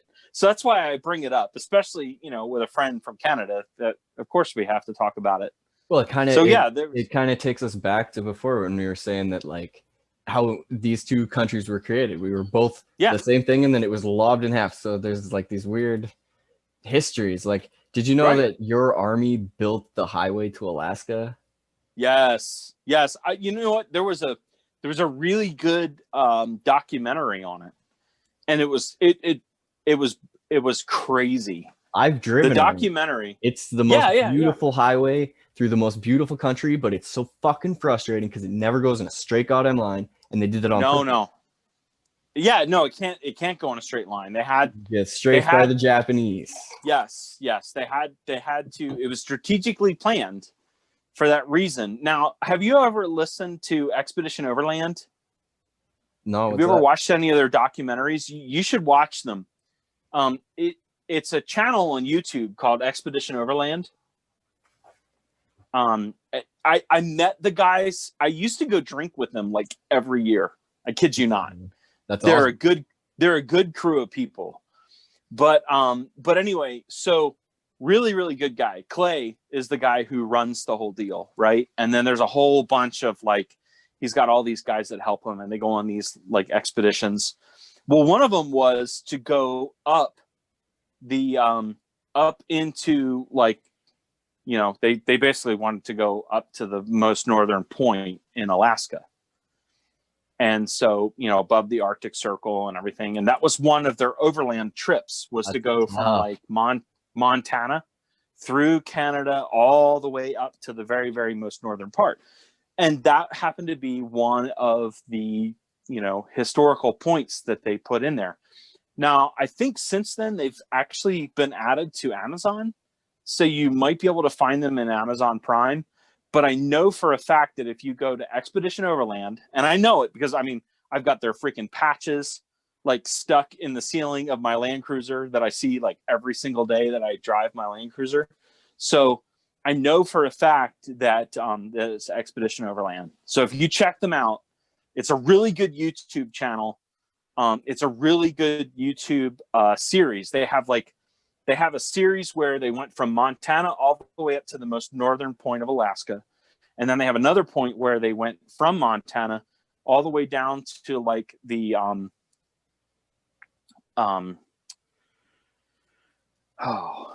let me think here. Down across the Baja California, and they went all the way to the southern tip of Baja California, and then they took a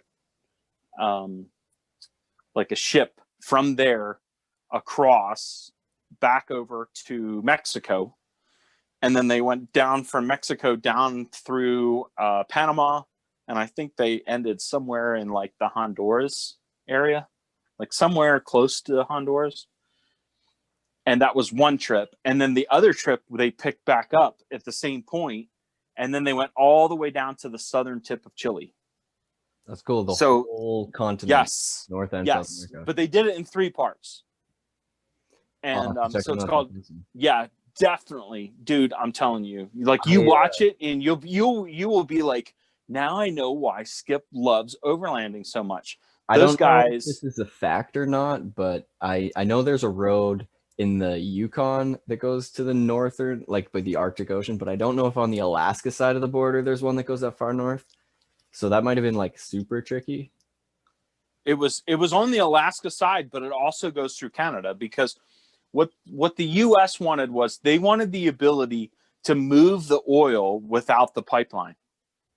Oh, I've driven that highway. It's so and then they use the highway. It goes to the west. You think it's all north, yeah, but it goes like 10 freaking extra hours west. It's wild. Then on top of that, they wanted the ability to put in the pipeline, which is why they used it to basically build the pipeline later. But yeah, I mean, it's amazing. I mean, and we're talking like people who were scared shitless of bears. You know, like the guys who went up there, they were like, they were scared shitless of the bears. And then when these guys are the Overland Expo guys are on their actual overlanding experience, you know, of course they're in Canada for part of the trip, so they can't take certain types of firearms with them. So they were really careful about like only taking like shotguns and pistols. Like they had like revolvers and shotguns as like their defense. Yep. But I can tell you, the team themselves, like they've trained with some pretty good people, and they're pretty well armed. Like they're a pretty decent. Honestly, I would consider them to be a very, very, very aware team. That if for whatever reason somebody were to decide to mix it up with them in like the, you know, Montana area, probably not a good idea, because these guys have got a lot of good training. They have a lot of experience together. They already have their comms put together. They have their mobility, their vehicles. They have quite a bit of training. And so, I mean, to a degree, are they preppers? Yes, you kind of have to be a prepper to be an overlander, because you're literally preparing for every possible thing that could go wrong on your trip. That is a pretty good list you just gave out there of things to prepare for. Like you just listed in rapid fire, you listed like 4 or 5 things that are a really good basic like setup. Yeah. So I mean, I think about these things probably more than I should, but the point is that like that's a team that you would not want to mix it up with. And then another team that I would say probably you wouldn't want to mix it up with is Mike. Let's be realistic. I wouldn't want to mix it up with any team. I'm currently sold and injured, so I am aiming at being a medic / public resource. Increase my value at any means possible. So, Mike Glover is a retired sergeant major from Special Forces. He pretty much spent a majority of his time in not only just SF, but he also worked as a contractor, which is kind of some of the stuff that I've done. But he does Fieldcraft Survival. So if you ever get a chance to check out his channel, he does a really good job of just talking about the different things that you need to consider in a survival scenario. And since he created that channel, then he went on to do something else, which was called American Contingency. But again, a good dude. I've met him personally. I actually have his patch, and I have a brochure from them because I met them at the Overland Expo. And the funny thing is when I met them, I thought, oh, these guys aren't really that cool. And then later when I looked them up and did the little bit of the research, because I was talking to them, I was like, yeah, I was like, I do some overlanding, I do some training, I shoot with some pretty cool guys and stuff like that. And they're like, oh, cool, yeah, that's what we do too, And it's like, but they weren't advertising how fucking cool they are when I ran into them. Like, they weren't like, dude, we are literally the coolest fucking table in all of Overland Expo, and you should just hang out here. See, if they would have said that, I would be like, oh, thanks. Yeah, okay, all right, good, got it. But that's not what they said. They were just like, oh, yeah, we do some training, we do this. Yeah, it's kind of cool and all that kind of stuff. And yeah, we do some overlanding. But they were just starting when I met them. They were just starting their website. They were just starting their YouTube channel. So I hadn't heard of them. So I didn't really know who they were. And so once I started following their channel and I started listening to Mike Glover, I was like, oh, damn, dude, this dude's bad. He's a cool dude. Like, I could actually learn some things from him. And then I realized, oh, shit, I met him. Oh, damn it. I wish I would have, how, sometimes the connection happens later. You meet somebody and then you realize, holy shit, that dude was a Navy SEAL, or holy shit, that dude was like Delta Force, or, that dude was a serious badass and I didn't even know it. No, that's never happened. And so so it happens to me probably more than I care to mention, because I do run into some really cool dudes. And it's kind of the circles that I run in as to how I end up meeting them. And it also happens to be because I live in Arizona, and a lot of really, really cool people, just for whatever reason, they tend to flock into Arizona. Hidden, like, it's a good place to hide. You're in the middle of nowhere. It's like a freaking desert. You can go out and buy a couple 100 acres. You can have, a really cool, compound slash, bug out shelter slash, whatever.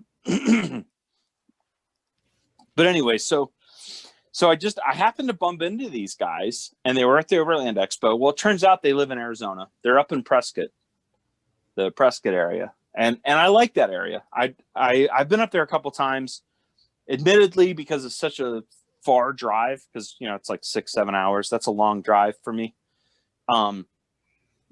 It's a little bit further than like what I would take my Land Cruiser. That's a long drive for anybody. Well, it's a long drive when you're getting 11 miles to the gallon, right? So I would have to purposely you say right, but I have to do so many translations for that, because we don't even fucking have gallons. We have liters, and then it's like how many liters per 100 kilometers. Yeah. So I don't even know. I mean, I know I have a 25-gallon tank. So 11 miles per gallon doesn't get me very far with a 25-gallon tank. Like, how many miles you get per $20? Oh, shit. So right now it takes me about $40 to fill up. So, and that's US dollars. And the truth is, I haven't had to fill up that much because, with COVID and everything, I fucking haven't really gone that far. Like I'm going I've literally gone a month without having to fill up. Fuck, part of this afternoon that was going wrong is I found part of my goddamn truck that's going wrong. My one tire on the back, it's like part of the, I don't know how to describe it. You know how you get your sidewalls and then there's like that part on the top that hits the road? Yeah. Like in the middle of there's like part of it where the wires are coming out. I don't know, it's like wearing weird and like bulging out at that part. I think shit's fucked, but I've been told that it's okay as long as it's not your sidewall. I don't know. I definitely don't have the money to fix that right now. So it's part of your tread. Yeah. Like in the middle of it. And it's in the middle of the tread. Yeah. How old are the tires? The other ones are fine. It's just that one Okay. seems bad in that one like spot. It's not even like all the way around. It's just in one part. So I personally, I would consider just replacing that one tire. And the only reason I say that is because like where I go get tires, right? When I buy tires, they're literally like a 5 or 6 year investment. And part of it is because I don't travel like a ton of miles in my Land Cruiser. B, I use mud terrain tires, which like freaking they have like gigantic freaking lugs on the tires. They're not like an actual tread. They're just like big freaking lugs. Big Right? junky. Yes, like BF Goodrich KM2s is what I use. So like if you look up KM2, you'll be like, oh, okay, they're lugs. Yeah, they're not really tires, they're lugs. And what I do is I buy those things and I'll drive them for like 5 or 6 years. Like people are like, holy shit, I can't believe you can get that many miles out of them, especially in Arizona, because you know friggin' tires don't last really long here. The UV kind of Super breaks them hot down really tire. fast. And like Yeah, the pavement's 1,000 degrees. yeah, right, exactly. And but Does the that thing affect the is, cornering? Is it like fucking butter on a hot pan? I don't really. You don't really consider cornering when you're driving a vehicle that's almost 7.5 feet tall. That's interesting though. Maybe like really hot asphalt, you know, like Yeah. the because up here it's just ice, right? You're on ice all the time, so you gotta check Well, it out. so that's the other thing. A third of our roads are dirt down where I'm at, Nice. which is what I love. I love it. Like the second that you know, I get the little sign that says, you know, unimproved surface, I'm like, fuck yeah. Because I mean, I don't change the speed. All I do is just enjoy watching the great big huge ball of dust that comes up from behind my vehicle. As I don't really change the speed. I just enjoy looking in my rearview mirror more than my front windshield because I see this huge column of dust behind me. It's like As the I'm Roadrunner in I'm Looney doing Tunes. 70 miles an hour. I'm literally doing 70 miles an hour on a dirt road, and you know I don't change speed, and then as I go like over the cattle, you know, because they have those like cattle guards, Yeah, the like every bars. couple of miles or whatever. Yeah, I just go 70 over them. I just you know, kind of deal, and I don't even pay attention to it. And that's what I love. Like when I get out in the country, that's what it's like. And you just I guess people who live like near those roads, they're just used to chewing dust all the time because you know, if they have their windows open, you know, they probably have a lot of dust in their house. I don't know how it Because is by you, but where it is by me, because I used to run a grader and I'd always be working on gravel roads, and a bunch of farms like right outside their house, they put down this calcium and it keeps the dust down for that patch so that it doesn't blow in right there. It's interesting. They put down what? It's like put down what? It's like a calcium spray that they put down. I don't know what the chemical is. Okay. All but right. it just keeps everything moist all the time. So okay. All right. It's cool Yeah, looking so when you in drive Arizona, on it, like darker. Like you come so on in the Arizona, road and there's a patch up ahead and it's dark and there's no dust from it. So down here, when they do construction, the way the law is written, if you're doing roads, if you're doing major construction, I don't know what their cubic foot, you know, truckload, you know, rate of construction is considered, but basically what they do is they say, okay, if you're doing this, then you have to have a water truck. And so if you're going up and down all these dirt roads, you have to run a water truck up and down these roads every so many hours. And so whenever they're doing like road construction, they have these water trucks that basically spray water. And the whole idea is to cut down on the dust, A. Well, that's and the same here. We do that too. Yeah, and then B, they have this other thing called valley fever, which really fucks people up. And I mean, valley fever can kill you. And what it is it's the bacteria that is that's buried in the dirt. And when it goes airborne, it basically gets into your lungs and it can follow from your lungs to your heart and kill you. So like if you are ever in a desert environment, and I say that because Like for the US, from like Idaho all the way down into Arizona, like that whole, you know, through Utah, through, you know, down into Arizona, and then all the way down, you know, all the way down to like the, you know, the Baja, that's all desert, right? And so for us, we have like varying altitudes, and altitude is what determines whether you're in desert or whether you're in like a high desert. But Arizona is pretty much just a desert state. And people think like they think like Saudi Arabia, like dunes kind of thing, but that's not really what it's like here. We actually don't have that many dunes here. The only place we really have dunes is between us and California, down like um by Calexico, which is like, you know, California, Mexico, you know, Yuma area.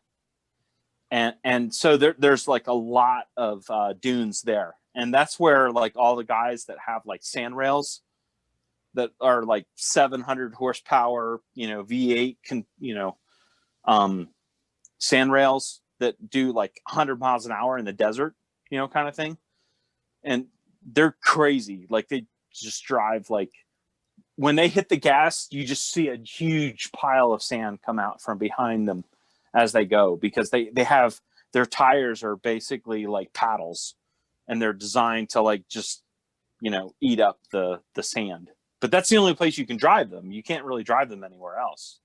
There's actually a surprising desert that I didn't know existed until I went to the Yukon. There's a desert in the Yukon. Like there's really there's a mountain range that goes like along the border of the Yukon and Alaska, and it like cuts down through BC and like along the border of BC and Alberta.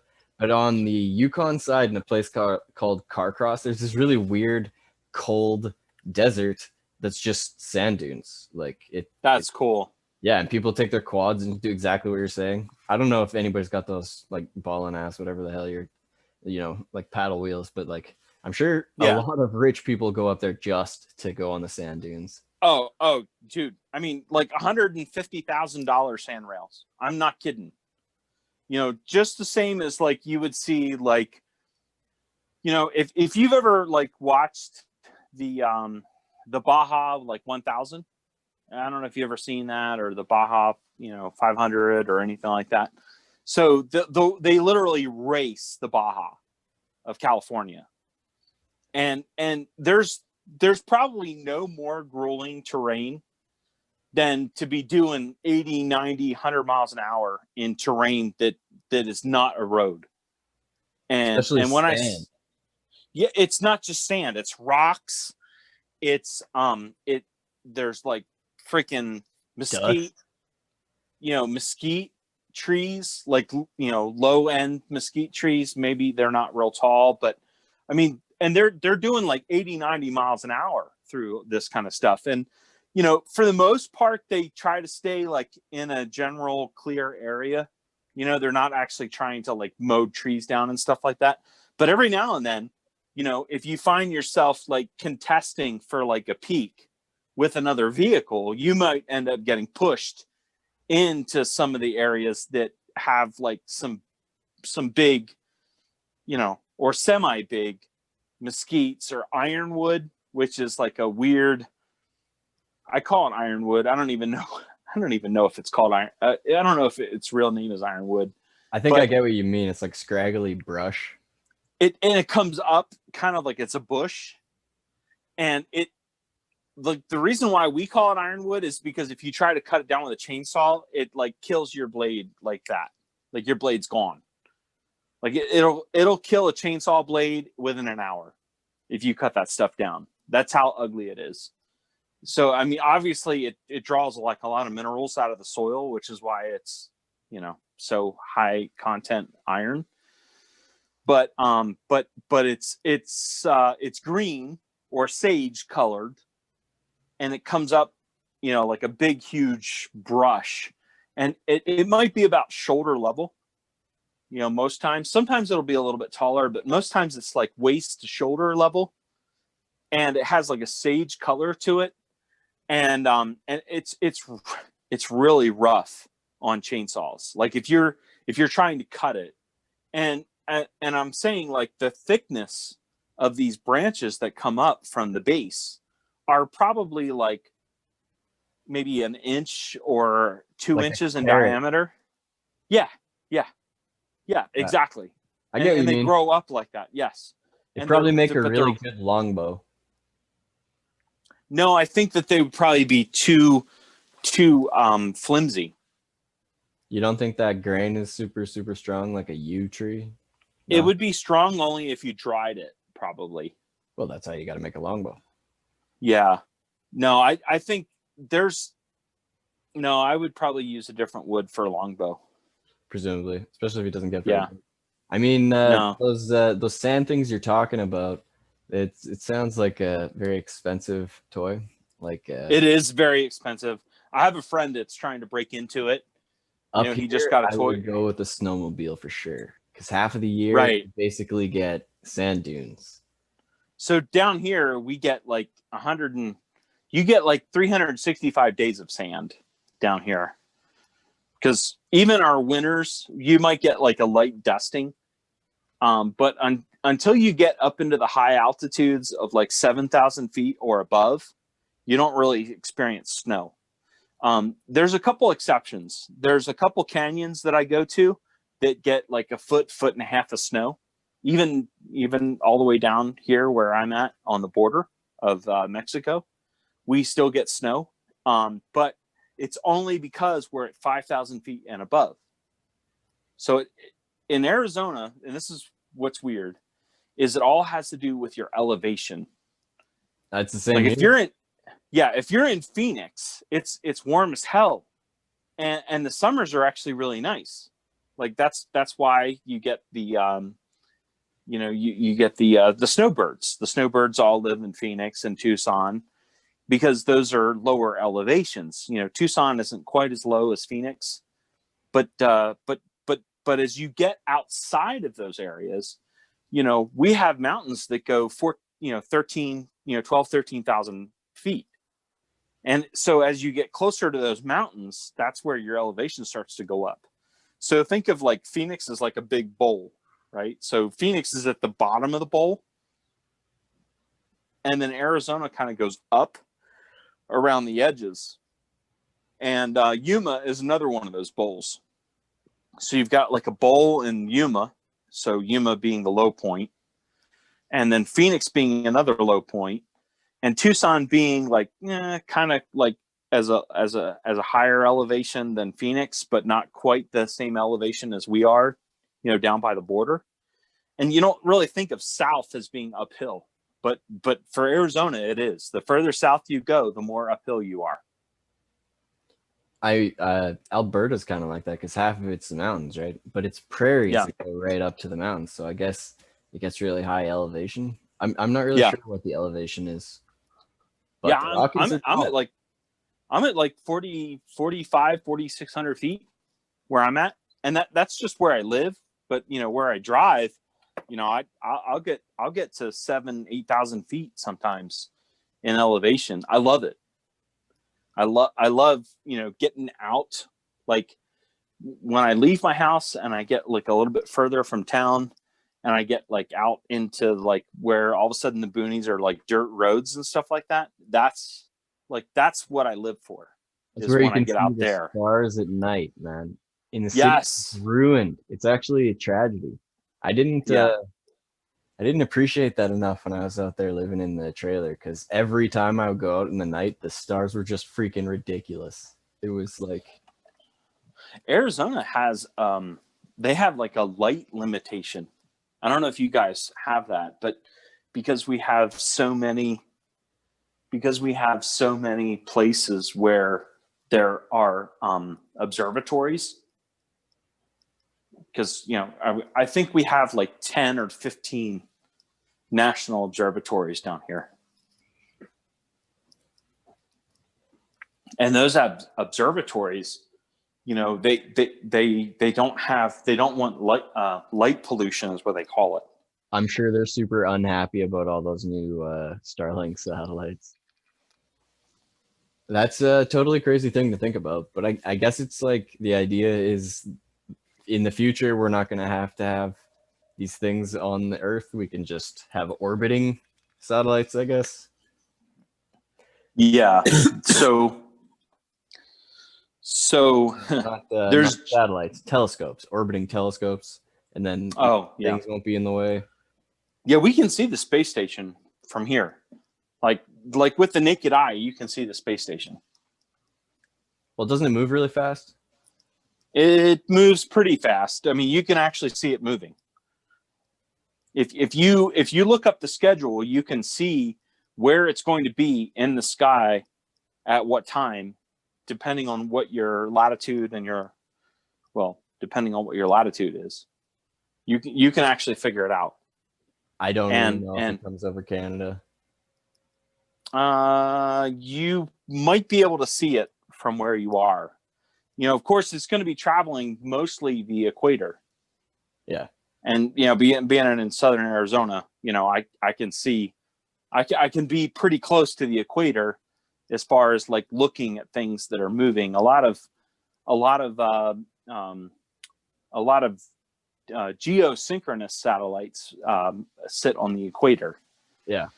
And so does the space station. So, you know what I'm but what's really about though, you know how in winter and summer the tilt changes? Like that's why days get shorter and longer up here. Yeah, yeah. Does the space station stay at the same line going around while the Earth's axis tilts, or does it like stay along the equator as the equator changes? That is not something that I would know, but that is an interesting thing to think about. Like, would it stick with where it was? Like, it has no tie to the land, and it's not in the atmosphere. Does obviously gravity affects it, but that's fucking weird to think about. Is it like a spinning top, you know, where like that middle part that's spinning with all the weight, it would like stay on there? I don't know.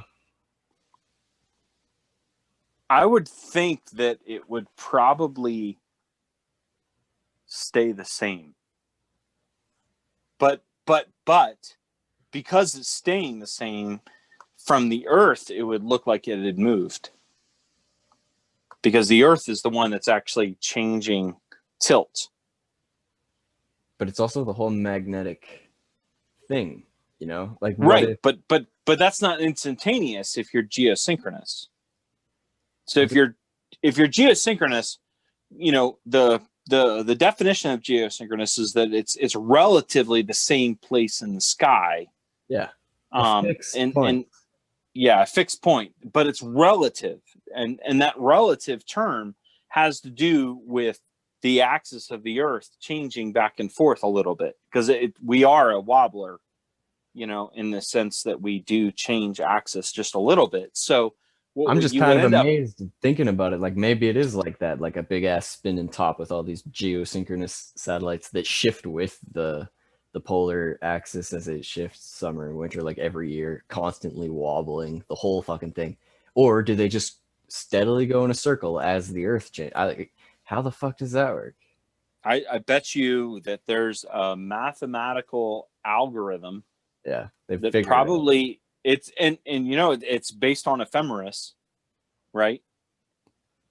Ephemeris? Which one is that one? Ephemeris. If you look up ephemeris is the data that has to do with the satellites,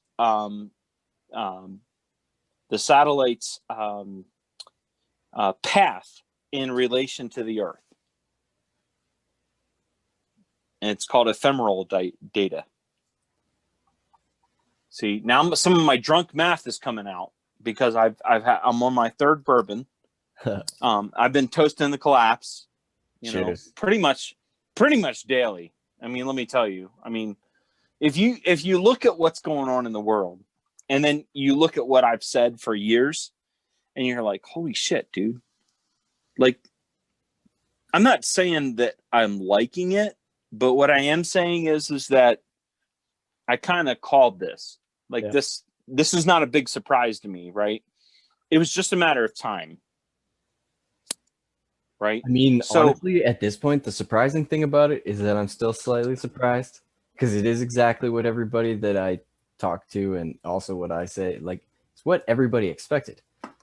Yeah. It's still surprising. It's like, how the fuck did it get this bad, this fast? Well, and my point is, how the fuck did people see this coming? Like, how did they not anticipate things to get harder or more difficult to find? Or, you know, like, for instance, like, how did people not recognize that there was going to be a shortage of ammo? Like, how did they not recognize that? well, but we did, right? Like you and I both said, oh, well, we got to do this now. Well, and I mean, I said that 15 years ago. So, True. I But mean, like, I just mean like, you know I how was a little they, early. they I was a little started to early. panic in March, and Yeah. we started to panic in January. Yeah. I mean, I was buying ammo when it was $200 a thousand. You know? Yeah, And so I mean, look, I literally have ammunition that I've had for 20 years. Like, literally, it's in the same ammo cans as it was 20 years ago. And you reload stuff too, so you just buy the parts. So you Yeah, plus I reload. And the reason I do that is because, like, some of my ammunition is Berdan, which is basically, like, from a US standpoint, it's non-reloadable because instead of one primer hole in the center of the primer pocket, it's a series of two, and that's a lot harder to reload. And so Berdan is not considered to be reloadable in the US per US standards. Now, some people, they can, like over in Europe, they actually will reload it. I think it's a little bit harder because of, you know, knocking the primer pocket out, or the primer out of the pocket. But there's a difference. And so Boxer was, believe it or not, this is what's funny. Boxer was a UK standard, and Berdan was a US standard. So US, this guy Berdan, he was actually from the US, that came up with, hey, you know what? If you have two holes and they're not quite the same size, they're a little bit smaller, but two holes increases the percentage of the chances for that primer to ignite the powder. See, two is better than one. So that was Berdan. So he was a US guy, but what's funny is that most of NATO adopted their Berdan primer pocket. Whereas Boxer was a UK guy that said, we're going to have one hole in the center, because the center is the best chance of, and it's a little bit larger, of having an actual detonation, but we're just going to have one hole. And so that's actually easier to reload, in my opinion, you know, than the Berdan. So I have a large amount of my 7.62 stuff, 7.62 by 51, that's NATO, 308 size. A lot of that is all Berdan primed, which means I can't really reload it. And so I bought it under the understanding that once I start firing it, I can't reload that brass. It's like, it's done. Right. So Now, it's like your now stash. Yes, it's my stash. It's literally like my emergency fund, right? Okay. And so I bought that stuff at like $200 per thousand, like in cases. You know, they're like battle packs, the whole bit, you know? Well, I don't know. I don't that was back in my FAL days, like when I had FALs, when I built FALs. That was like Bill Bupert and I, like, we were way forward thinking, like, you know what, there, you know, the future of 308 might go up in cost. And this is back in like 1990s, okay, that we were thinking, yeah, we probably need to, because we met in like 2001. So like I had already been working toward this, and he had already been working toward this, and then we converged, right? We met on a range, ironically, an army range, because we ended up being the same unit. And we sat there and we talked, and we had one of those, like, did we just become best friends kind of moment? You know, like, holy shit, you know, like, where have you been like my whole life? You're like my twin. Yeah. And so we had this moment, And we've been best friends ever since. Like literally in 2001, we met on a range. Like just picture it. Two guys in uniform talking about guns and saying, "Holy shit, where have you been my whole life?" Like, did we just become best friends? Like, imagine that back in 2001. And then It's picture, like the army version of Step Brothers. yes. And then picture like all these years later, we both like talk weekly and discuss everything and like go through, and now we don't really have to talk about that much. It's sad, but we don't really have to talk about that much. We could have 4 months go by and then have a Vulcan mind meld of the last 4 months and be like, yeah, that's exactly what I was thinking. I mean, I Like have noticed that's that how people close have of a been pretty friendship we quiet have. because we're busy. We've got a lot of We shit are. going on. Oh yeah, we do have a lot of shit going on. Yeah, but I'm gonna see him this weekend, so that's good because we're gonna sit down and it's like when him and I start talking, our wives, because our wives are like totally different mindset, right? They're just like, oh yeah, such and such and such and such, and I and you know what I found is I make chicken this way, right? And like that's the way our wives talk, and then him and I are like, oh yeah, you know what I found? I found that if I turn my wrist down just a little bit when I'm C clamping the front of my forend, I feel like I have a better hold on my front sight when I'm shooting. Like that's our conversation. So it's literally like two totally different worlds between our wives and us as we talk. And it's funny because like we'll be at a restaurant and our wives will be like, no, we're gonna sit here and then you guys can sit there, and that way you guys can talk about what you want to talk about, and then we're going to talk about what we want to talk about. Because usually they're like catching up on, oh well, what's so and so doing? Oh, doing pretty good. Oh, I heard there's a new grandbaby. Like that's their conversation. They've been friends since 2001. Well, our wives have been friends since we married. So like my wife and I, we married in 2009.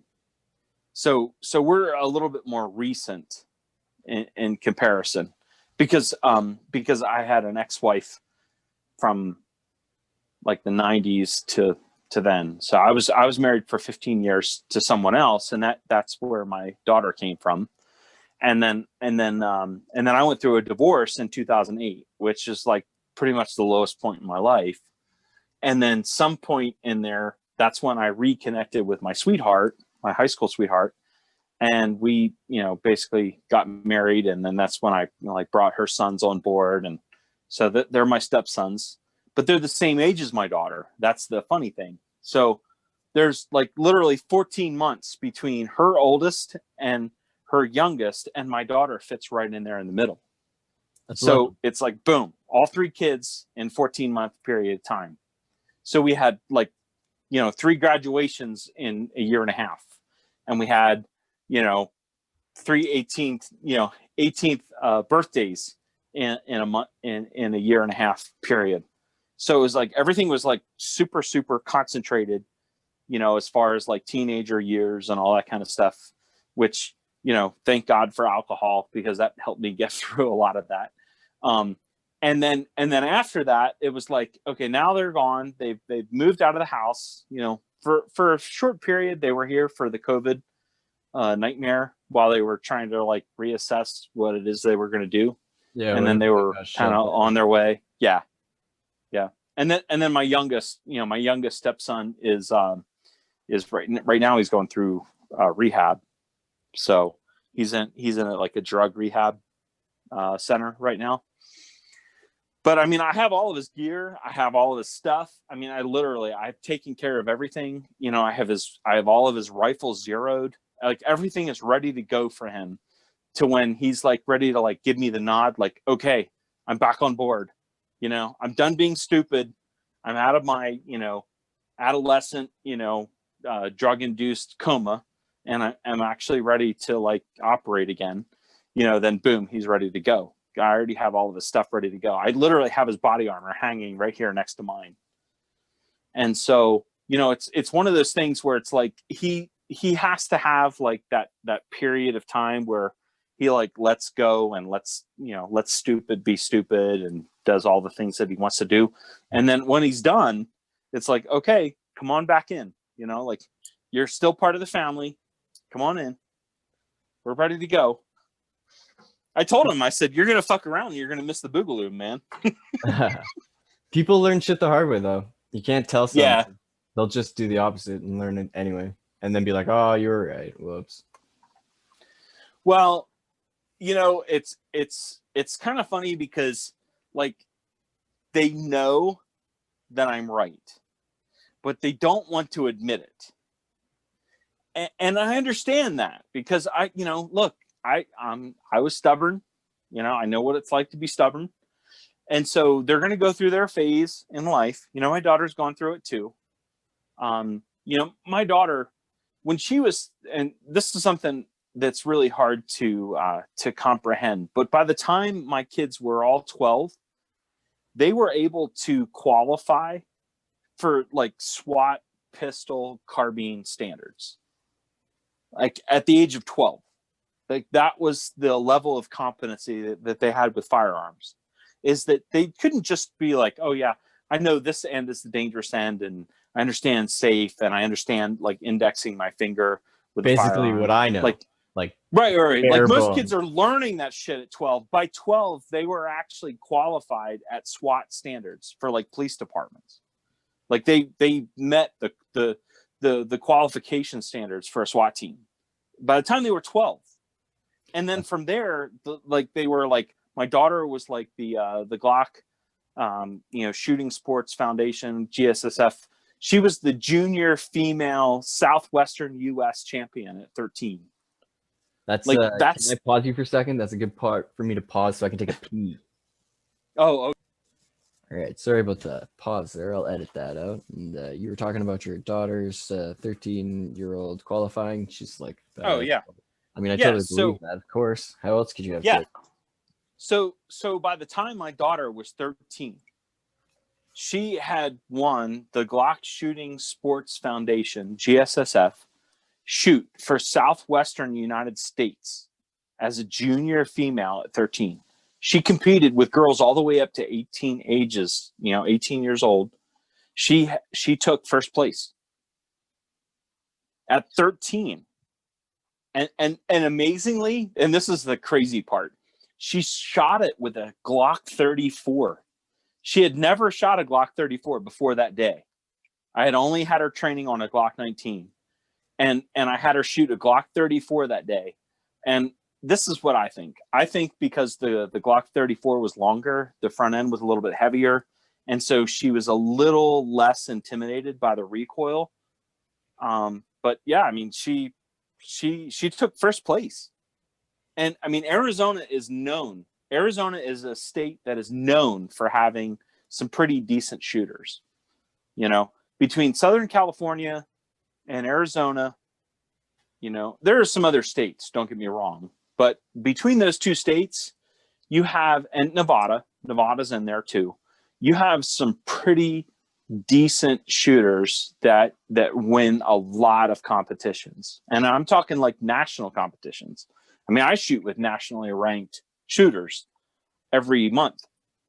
And I mean, these kids did great. And I raised them in an environment where that was what was expected of them. They were expected to maintain their muzzles. They were expected to, understand the proper procedures of, shooter ready, stand by, and then the timer goes off and then they're ready to go do business. And that was the level of standards that I had raised them with. And so, I look at that and I'm like, okay, I prepared my kids for that aspect of life.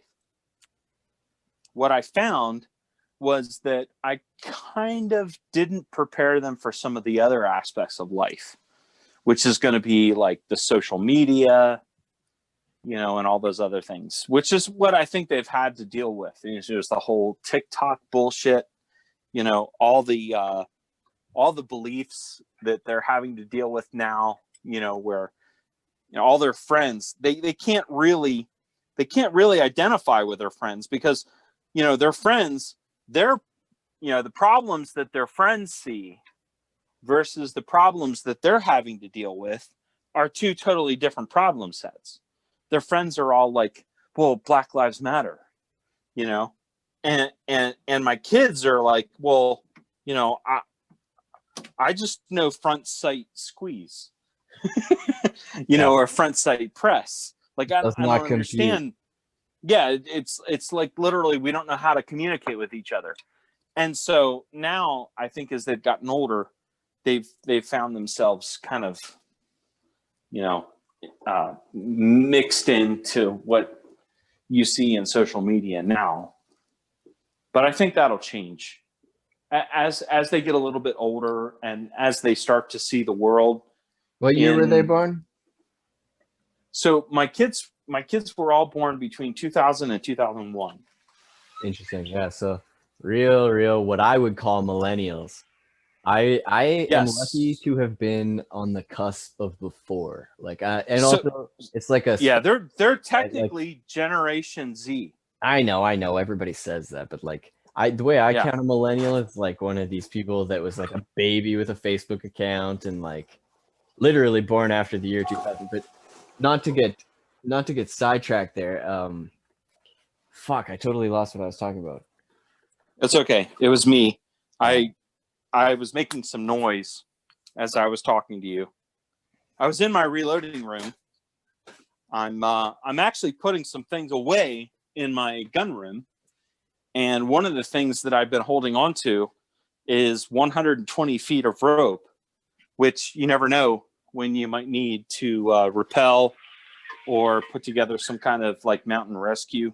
You're not wrong. And so I remember what I was talking about. I was talking about how I'm lucky to be on like the cusp of before that, and also like I was saying how it's a spectrum. Like it all depends on how much technology your parents had and like how much access they gave their children to it, and when like that was.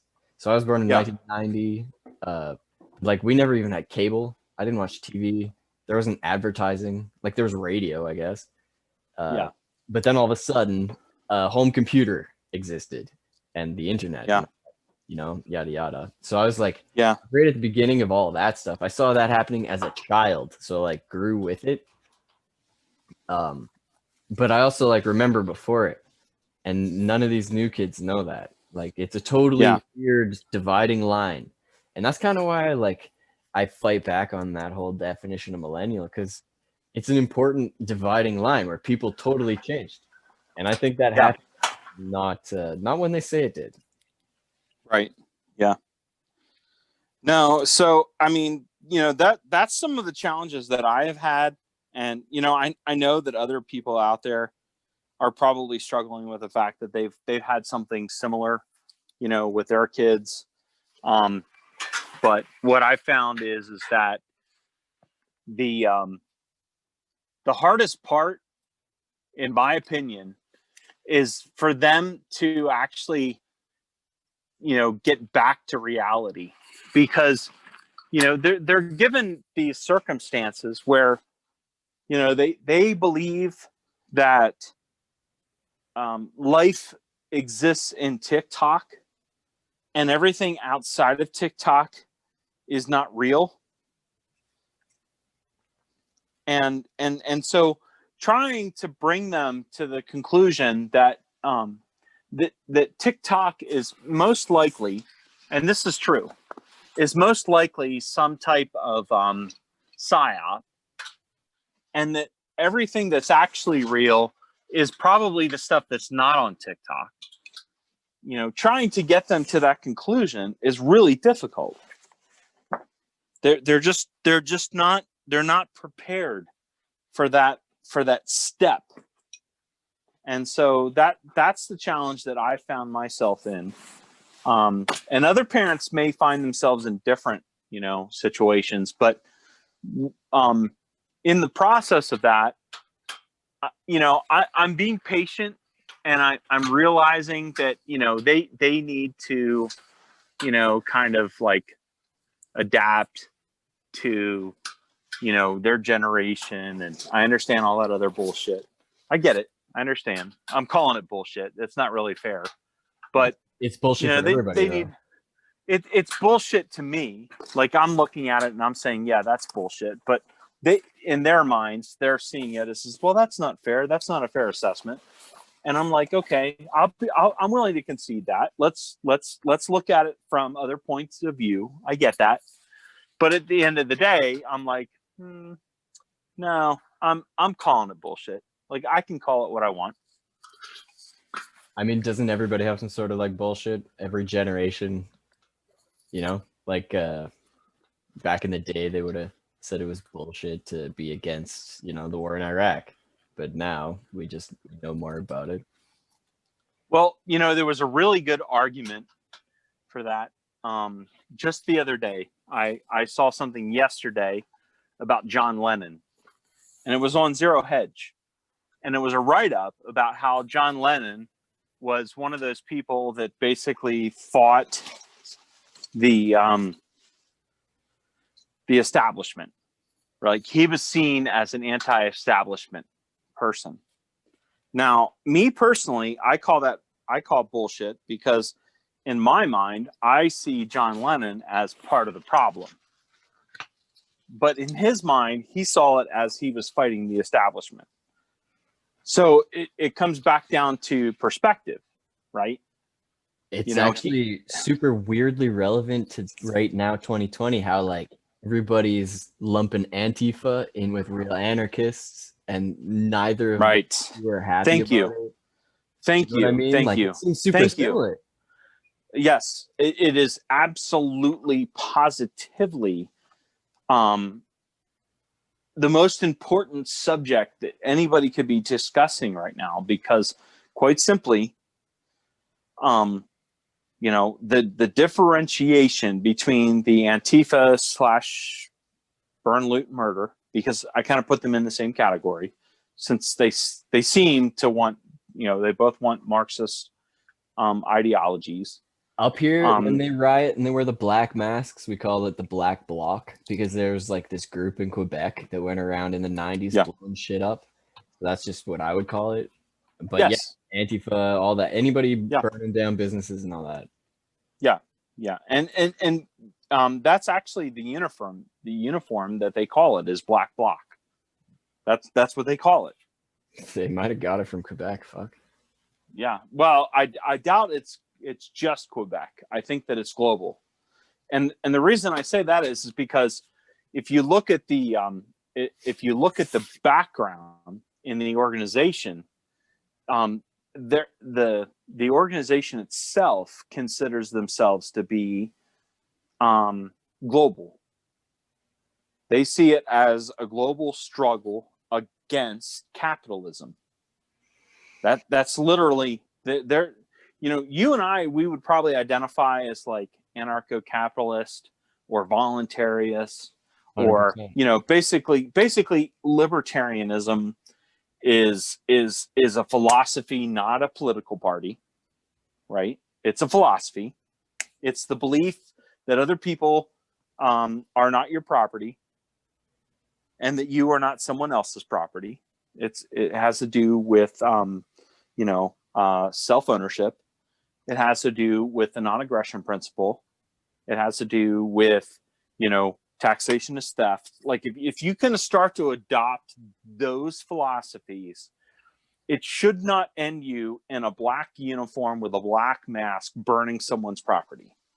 Well, it's funny how different they are, but apparently we are lumped into a similar word category. They're not. They're not. Like, and that's one thing I have a problem with Trump referring to, you know, what's going on around the globe, you know, and especially around the country, as being, you know, anarchists. And I'm like, no, I wouldn't really call it that. I would call that a Marxist revolution. First of all, they wear uniforms. Second of all, they all use the same name.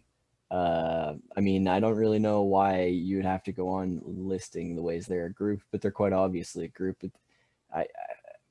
What? Yeah. I mean, maybe you can say that, of course, anarchists make groups. Yes, sure. But why that sort of group, you know? Like, what? Right. I just don't understand why they're considered similar. Like, Well, a lot of that has to do with his generational education. Because voluntarism is not something that existed when he was a teenage youth. Like, look at it from that perspective. This is Rothbard and you know, Mises were like writing books in his generation. they were, and they were revolutionary or evolutionary, if you will, True. right? If we want to avoid the term. So, you know, Rothbard was probably listened to by 1% of the global population at the time that he was actually alive. He was like Charles Manson, you know, he had his cult. I hate to use the analogy, but yes. True, it's a terrible analogy, but And I mean, it's the opposite analogy in the sense that it's not so much a cult as it is so much an ideology that had not been considered up until that point, which was that other people are not your property. I just and meant that like you are not someone else's property. I just meant like in his lifetime, like the percentage Sure. of the population that had like heard and believed the things he's saying, it would be like, you know, like super small, like you're saying, like a percentage below zero. I can accept that. So, I mean, if you think about that, if you think about it that way, then you consider that the you know, libertarianism is more of a philosophy and not a political party. It's more a belief system that the individual is paramount over the collective, and that rights are rooted in the individual. And, you know, how do you solve today's problems if you were to use, you know, my textbook, your textbook, whatever, if we were to use our efforts to try to solve today's problems, we would say, well, first off, you guys are getting it wrong by trying to solve the problems through the state, because the state is actually a negative take on liberty, right? The state is actually anti-liberty, just simply because the state is a belief that collectivism works. Everything. It's anti-progress, anti-efficiency. Yeah. The belief that the state is or collectivism, right? The belief that all of us are more powerful than one of us, right? To me, that's communism, right? And so the end state of collectivism is communism. Like that's the furthest extreme. I hate to use the word left, but unfortunately people always think left and right, and they can't think outside the paradigm of left and right. They can't think of the Nolan chart or anything else that's been developed after the Nolan chart. I think and so they see everything in left and right. I think what you're getting at there is originally, back when people were inventing like these ideas of liberty, it was because they had a king that could show up and do whatever the fuck they wanted, like burn down their little hut or whatever, right? And then all of a sudden, some of them believed that they had rights to own themselves. Thomas Paine. And that's like a super, I hate to say cornerstone founding belief. Yes. If you don't believe in that much. This all changed at the Thomas Paine time frame. I actually had this argument within my own family. It was interesting over the masks, of course, and they were mocking a meme about you know how there are those memes where it's like my body, my choice as the mask instead of like and so they're mocking that. I was like, you realize that this is an extremely important thing. As soon as you let the government own your body, I don't even know what you think you have done, but you basically took a step like how many thousands of years in the past? Like at least 1,000. Well, and you know, I happen to be a pro-life person, meaning that when a woman says "my body, my choice," what she's saying is I'm not taking the person that's growing inside my body's perspective on anything. Like that's something that's completely missed. That's something that's completely missed. Not like that is not that I'm that saying is that not nobody even should have an abortion. Obviously, I believe there are situations, like if you have a stillborn, they got to go in there and take that out, or you're gonna die. Right. Or in cases of rape, I mean, I have a daughter. I don't know. I'm not even gonna go that far. I think that the people that are like a doctor should be killed for performing abortion are kind of being right. Yeah. There are some things that just have to happen. It's a medical surgery. Well, and I mean, here's the question: is that a NAP violation? Is an abortion a violation of the NAP? Well, I believe so. But I'm not a woman, so no. But there is a subject that would bring controversy. It's truly controversial, but I mean, think about that for a second. Like, if you were to say, "Okay, wait, an abortion is a NAP violation," like let's bring it into libertarian terms. Okay, you have someone that's an actual viable form of life. Is that a NAP violation to abort them? To me, that is a valid question. Well, for someone to say it's not a valid question, okay, let's put that up to debate. Let's talk about that. Let's not turn it into violence. But I certainly would never think that a person would want to do that. Like what? It's so weird how somehow they've now decided to want to do that instead of any sort. Well, I'm not going to use names, okay? But what I will tell you is, I have a friend that actually started down this road of conversation with me from a libertarian standpoint, from a libertarian perspective, belief in the non-aggression principle. And we were going to have a discussion about abortion. And we went into the whole, let's discuss what if, right? So like, what if it was actually murder? And you know what she told me? She was like, I can't go into that form of conversation with you just simply because I had an abortion. And I don't know if I could live with myself if I actually found out that morally I was wrong. Like, think about that for a second. Like, think about the perspective. Again, you have to look at it from the perspective. The perspective is that she did something that she believed she was legally completely 100% in the right to be able to do. And it wasn't because of rape. It wasn't because, the baby was going to die. It wasn't because her life was in. It was literally because she didn't want the baby. Right. And so, but the thing is, in this country and in your country, and quite frankly, this is a global problem, is that no one wanted to be able to have that discussion. They said that discussion is a form of oppression. Having the discussion. It is a very, very tentative subject, for sure. That's the world that we live in right now. That is where we are. Where we are is the fact that is a form of oppression if we have that discussion. So, applying logic to a discussion or to a problem is oppression. Well, that's essentially where we're at. And we've been that way for what, 15, 20 years. Roe v. Wade is what, almost 50 years. We're coming up on the 50th year of Roe v. Wade.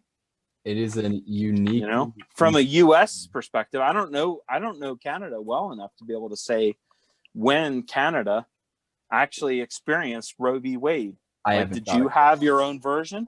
I have no fucking idea, but it is a uniquely interesting topic because it's so specifically only controlled by women. And as soon as men talk about it, there's that weird dynamic. You're not qualified. To talk about it. You don't have a uterus. And which to me, I think about it and I say, okay, that it is true that I don't have a uterus. I will accept that level of argument, is that I don't have a uterus. But what you're telling me is because I don't have a uterus, I don't have an opinion about No, it's this. even more fucked, Skip.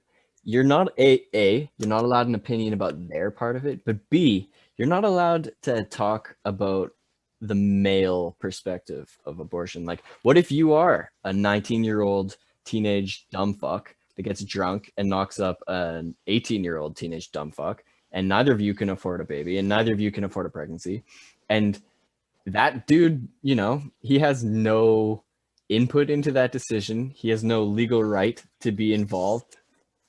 Like, we can't talk about that. We can't even think about that. Like, we literally, and this is the argument. The argument is that if you can't think about it and you can't talk about it, what is that? What does that exist? I mean, what does that mean to someone who has a differing opinion, and it's considered verboten? What does that mean?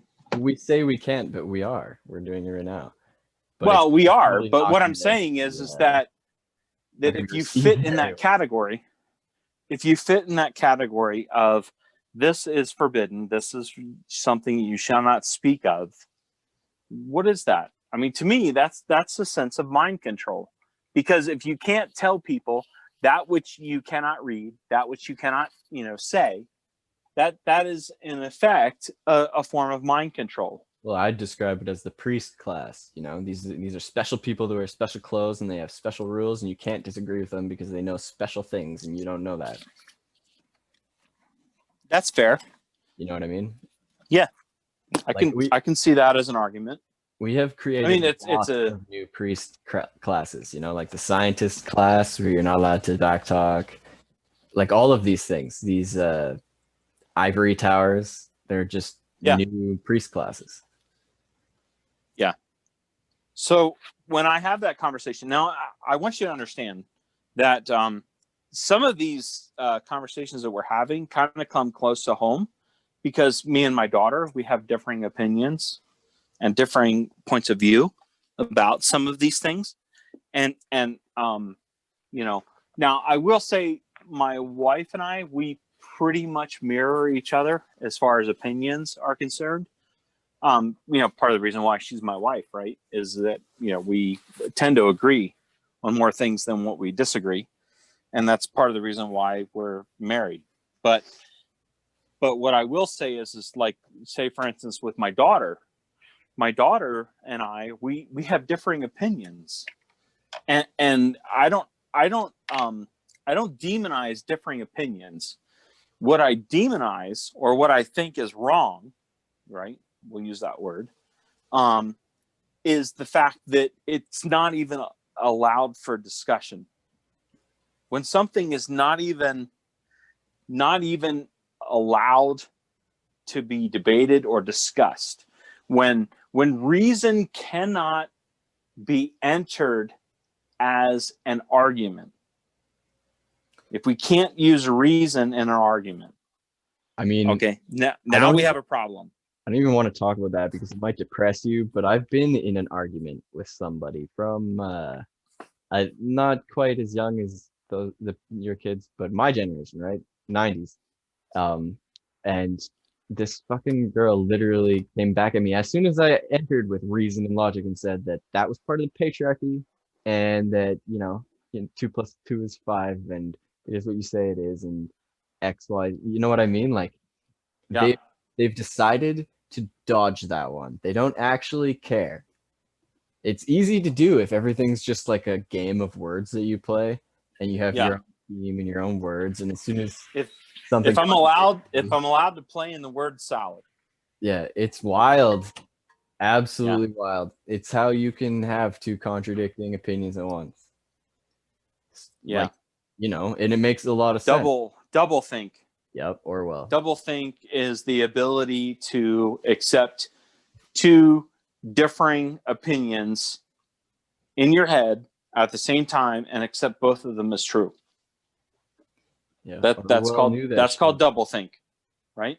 And isn't it also a little bit concerning that he wrote that in what 1940? When Yeah. when did George Orwell live? Like, Right. Yeah. and we're on the very beginning of the uptick of this shit. Yeah. It's not concerning at this point. I've just decided to. I'm just waiting for life to kill me, and it isn't even making a very good effort. But understand you're pretty young, Yeah, relatively. You're pretty young to have that mindset. Like, I think that you're too young to think that way. What I would say is at your age, and again, this is coming from perspective, your age is that this right now, granted, it's a minefield, but it's a minefield that you should be allowed to play in. I mean, I'm not Like- really reserved. That's definitely a thing. Well, because, again, if you apply logic, right, and if you use logic as your rule, Yeah, meaning ruler, right? Like a natural So like a measuring device, right? If you look at that and you say, okay, let's analyze this based on logic. When I took classes, I have a Bachelor of Science degree, right? And in my sciences, what I did was I made sure that I took like philosophy, I took logic, I took there was a couple other classes that we had that basically met some of my criteria for my degree. And when I was in logic class, that was actually pretty interesting because you were able to watch other people melt down because they did not or refused to apply actual logic to their arguments, right? Because again, you were outside of philosophy. Philosophy was the foundation, so we understand what philosophy is, and then you go into logic and you go into reason. And so those classes that I took were almost overwhelmingly male. Now, why is that? I don't know. I don't know why probably not true women. anymore. Yeah, I don't know why women weren't interested in logic and reason as a class. Like if I were to talk to my wife, right, and if I were to ask her right now, like, hey, honey, why didn't you take like logic and reason and philosophy in your classes, right? Like, why isn't that part of your degree? Because she has a bachelor's degree just the same as I do. Why weren't those in any of your classes? She would say to me, quite frankly, I wasn't really interested. It wasn't something that I thought would be interesting. It was not something that I really wanted to take. Okay, got it. Understand. So if I enter into a logical discussion with my wife, to a degree, it's almost like a sense of, like I'm having to kind of like give her the basics and the generalizations, right? And because my wife is a different generation, she would not look at that as patriarchy. Like, oh, you're not being patriarchal by saying this or by saying that, because she's a different generation. But by today's generation, aka your age, she would say, oh, the patriarchy. And to me, like, that is automatically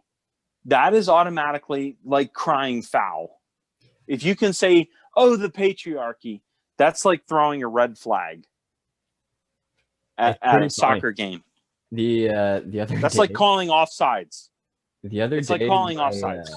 My younger cousin's older brother, he's like 20. He was leaving home for the first time, so there's a whole like cluster of extended family standing around, and all of the aunts, like his mom, like everybody's mom, was sitting around talking, and they're talking shit about Sam and how he could never have done any of this without the help of his trusty girlfriend.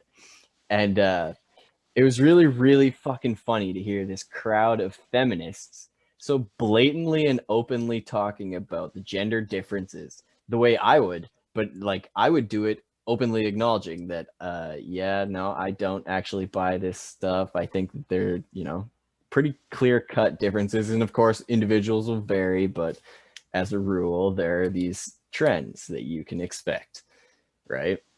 Like Yeah. but that was so fucking funny to witness. And I turned around and I actually finger quotes, these sarcastic finger quotes you do, and I was like, I thought we were all in.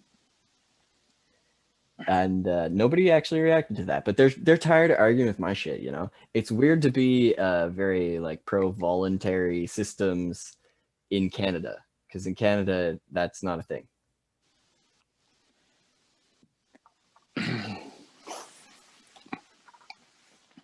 Because perspective is not valued.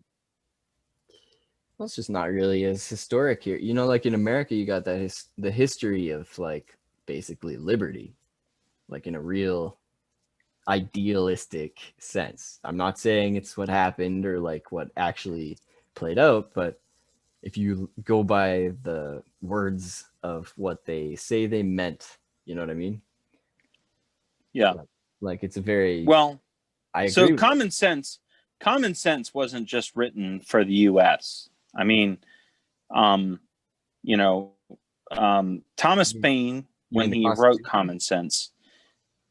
No. Before the Constitution, the document, the book Common Sense, written by Thomas Paine, is what is considered to be what inspired Thomas Jefferson to have written the Declaration of Independence. So it predates the Declaration of Independence.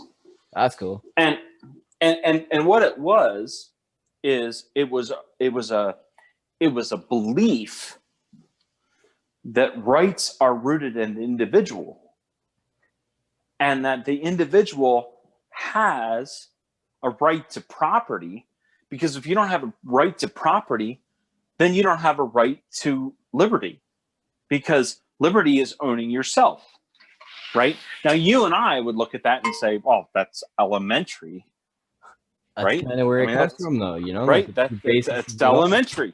But for some people, that is too difficult to grasp. It's too difficult to grasp. They don't get that. And the problem is, that's a building block. Like, that is a crucial elementary building block of liberty. And if you can't see that it's rooted in the individual first, then everything else, it's like, 2 + 2 = 4. And if that is accepted, then everything else follows, right? That was what he wrote in 1984. The reason why he wrote that was simply because if you're going to argue that 2 + 2 = 4, then we can't really proceed. You mean 5, right? If you argue that 2 + 2 means 5, then what am I going to do? And it fucks everything right. up. Right. That's right. Because at that point, we can't proceed. Like, if you're not willing to accept the fact that 2 + 2 = 4, then at that point, we can't proceed to anything else. That was literally what he meant by 2 + 2 = 4 versus 2 + 2 = 5, right? And so, freedom, if it means anything, right? Freedom, if it means anything, is that 2 + 2 = 4. And if that is accepted, then we can proceed. But if we can't meet that point, then what that means is that we have a problem. It's like, Houston, we have a problem. We can't go on any further. If we're not willing to admit that 2 + 2 = 4, then we can't go beyond that. So, like, you and I, when we have our discussions, the reason why we're able to find a baseline is because we both believe that rights are rooted in the individual. And we we also more or less completely agree on what we would anticipate the outcome. You know, like Right. we think that the 2 + 2 = 5 people are gonna make their own little spot, and it's probably gonna suck, but we're gonna hopefully make our own somewhere else. It's a little more complicated than that because there are some people that say that the mathematical equation of 2 + 2 is oppressive. Yeah. Well, it's part Okay. of the archive of patriarchal whatever, Yes. you know. Yes, because what it's saying is it's saying that that the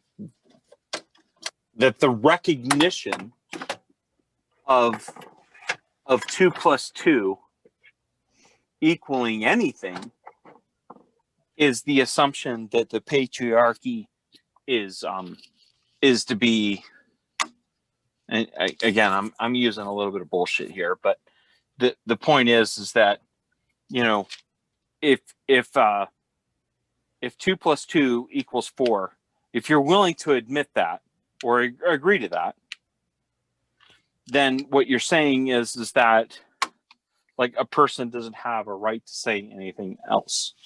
And that's where the whole patriarchy thing comes into play.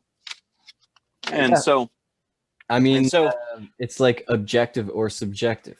They think that everything has to be subjective, and if you believe that it's objectively true that 2 + 2 = 4 because, you know, you're a caveman and you have 2 rocks in your hand and you have 2 rocks in the other hand and you put them together and then you count them again, you know, like it's not that hard to verify.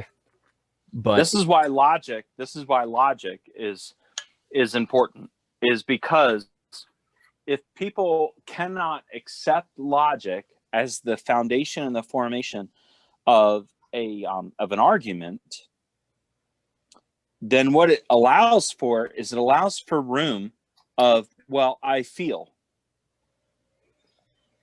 I think we're past And that though, Skip. Honestly, I don't and- think there's any coming back from that. You know, I think Well- we need to accept that there are these people that actually think that. Well, I mean, yes, but realize that there is no freedom until people can be won back over.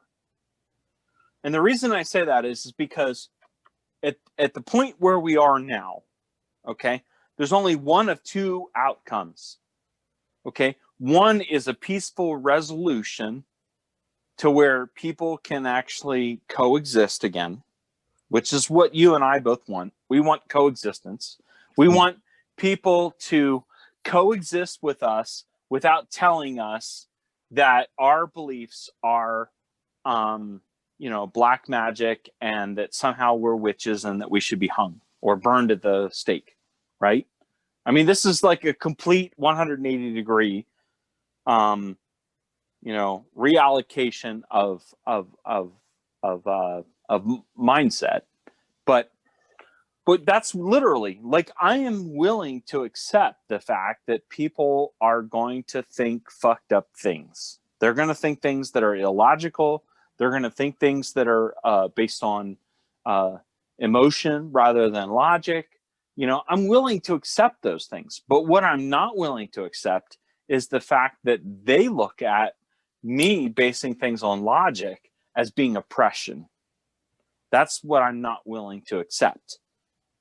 And so, you know, if you're going to tell me that what I base my belief system on, which is logic, then if that is the case, and you say, well, your logic is patriarchy, and your logic is based on 2 + 2 = 4, when 2 + 2 = 5, then we can't reach an accord. We're not going to agree. And furthermore, when you say, well, you don't have a right to disagree, that's when we part ways. That's when there's now a problem. Because now what you're going to say is like, say, for instance, gun control. Let's just take gun control because it seems to be a real hot topic, and it's going to be a hot topic here in the next 27 days. or 26 days. And so everything is decided. yes, because well, hold on, because it's not going to end then. You know that. As soon as no, it's not going to trickle end. for I'm just saying, months. but for the next 26 days, it's going to be paramount. True. You know, and so let's look for a second at the two opposing arguments, right? One is saying I have the right as an individual to do this, and then the other one is saying you don't have a right as an individual to do that because the majority has decided, right? Now, forget about the fact that the majority is not actually a actual majority. The truth is that the claimed majority is not really a majority at all. No, it's right? like because if it was a real majority, okay, if it was a real majority, the numbers would show that. But that's not a real majority. What it means is that we need to stuff ballots, and we need to have like connexes filled with falsified ballots in order to show the numbers that we are the majority. Because that's what's happening in the US right now, is that you have the tyranny of the minority. And I don't mean minority as in a racial minority. I mean the tyranny of the minority in ideology. So in the US, and again, I'm clarifying that because I know you have Canadian viewers, and Canada may actually have some similar circumstances, is the fact that if you have a minority that is the loudest, that is the most vocal, and that has the most amount of coverage, media-wise, if that is the point of view, then that is the accepted majority. And that's a dangerous concept. all of politics is kind of a dangerous concept, to be honest with you. That's going to be like one of the major things that people have to fix, or we are fucked. If people keep believing that like a politician is an authority, like that it has a reason for it, I don't know. At this point, I honestly don't argue with people because the dangers of democracy is that the accepted norm is going to be based on the largest accepting number, which quite frankly, in many cases, tend to be a number that is manipulative or manipulated. And so what ends up happening is if you have a large number of people that are easily manipulated, they become the majority, they're followers, right? But one person, one vote kind of mindset. If you can have a low information voter, okay, which I think the world has proven is the most manipulated group of people, is the low information voter, then they can be manipulated in such a way that they will actually cast a ballot that can be, and in many cases usually is, a form of violence. And that right there is the real problem. The real problem is the fact that we have a world that is run by an uninformed group of people that are willing to agree to violence of anyone that doesn't agree with them. That reminds me of two things, actually. First of all, that is exactly what Socrates said, like when they invented democracy or whatever, way back in ancient Greece. That's like, that was one of the quotes that got him killed. He was a spreader of blasphemy, you know, for saying we probably shouldn't let the masses decide things that they don't know what they're deciding. But the second thing that reminded me of also how Spooner was like Lysander Spooner back when the Federalists or whatever. I don't know exactly when he would have said it, but he was saying. Well, it would have been about the same time that Spooner was in opposition to slavery, right? So he was the chief abolitionist at the time. So, in other words, if there was anyone more outspoken against slavery, it probably would have been Spooner. And at the same time, he was the largest person that was in opposition to what Lincoln was trying to do, just simply because he saw Lincoln's efforts as being more political and not ideological. So he was like the American Civil War era, hey? Yes, it would have been the American Civil War era, or the war between the states. What you were talking about earlier reminded me of like the tyranny of the minority you were talking about. It's a game we lose no matter what as soon as it begins, because Spooner says that you're forced into choosing to either be the master or the slave, right? Because either you use the voting to get what you want by being part of the mob or making your mob bigger than the other mob, whatever, right? Either you do that or you're the one that's the victim, and you have like only those two choices: be the be the guy with the whip or the guy that gets whipped. And that's still relevant.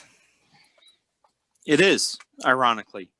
And the interesting thing is that, to a degree, some people would actually argue that we have not made any progress since the same time period. Now think about that some for a areas, second. though, right? Yeah. Only in some areas. Like, what areas would you say we haven't made any progress organizationally? Like in having a system that isn't broken. Well, I would say we haven't made any progress in ethically, in sense of definitions, and the fact that it seems like for all intents and purposes, anyone who considers themselves a progressivist, Yeah. right? Progression are actually, in terms, a progressionist, meaning a regressionist. And what that means is that their efforts are actually to try to go backwards, right? A regressionist, meaning that they're trying to control, to a degree, the belief system back. Like, in other words, we want to go back. We want to go back to the point where the belief system was this, right? And then fill in the blank. Well, if you think about the time frame of abolitionism, right? Abolitionism was the belief that it is immoral to believe that other people are your property, right? That is essentially abolitionism, right? To believe that other people are your property. And so if we can accept that term, then that is the term that creates the argument that taxation is theft. Same term, right? And if you accept that term, that taxation is theft, then what is it that government, what is the purpose of government? Like, why do we have it? Like, why does it even exist if taxation is theft, if for any other reason than to steal from the producers? Well, I mean, right? I'm definitely not going to argue for it, but right, you to play devil's advocate / to just fill in the other blanks, it's obvious why. Who will build the roads? Who will build the roads? Exactly. Who will build the roads, right? It's obvious why it naturally began to exist. It was just where that's the first argument that every person that is for slavery. The argument that every person that is for slavery goes to is who will build the roads. I know. Well, it's happened 100 times, and they're not convinced when you say that there's an easy solution. They want to see it done. It's ridiculous, but there's no real point in arguing with people. You know, Now, some of my followers, you know, are not abolitionists. Some of my followers are not anarcho-capitalist voluntarists. Some of my followers are more along the lines of like, you know, a conservative, you know, Second Amendment mindset. I Which wonder how they again, would answer your question. You know, like how does that guy answer the question of well, I don't know how I answered it in 1999 because 1999 was when I probably would have been qualified as a neoconservative, right? So I don't know how I would have answered it then. it's kind of mind-blowing that when you boil it down so concisely like that, everything does kind of hinge around that whole like Thomas Paine, you own your own body, you know what I mean? Like the rights of an individual. Yeah. I mean, if someone cannot read Common Sense, right, with the same level of fidelity that I read it today, then I challenge them, you know, literally, to reach out to me and ask me what it is that they're missing. And, you know, and I challenge that to all of my followers, you know, and I mean, your followers, my followers, it doesn't matter. You know, at the end of the day, call. it's like, yeah, open call. If you're listening to this podcast, then and you've gotten to this point in the podcast and you're like, I don't get it. What is it they're talking about?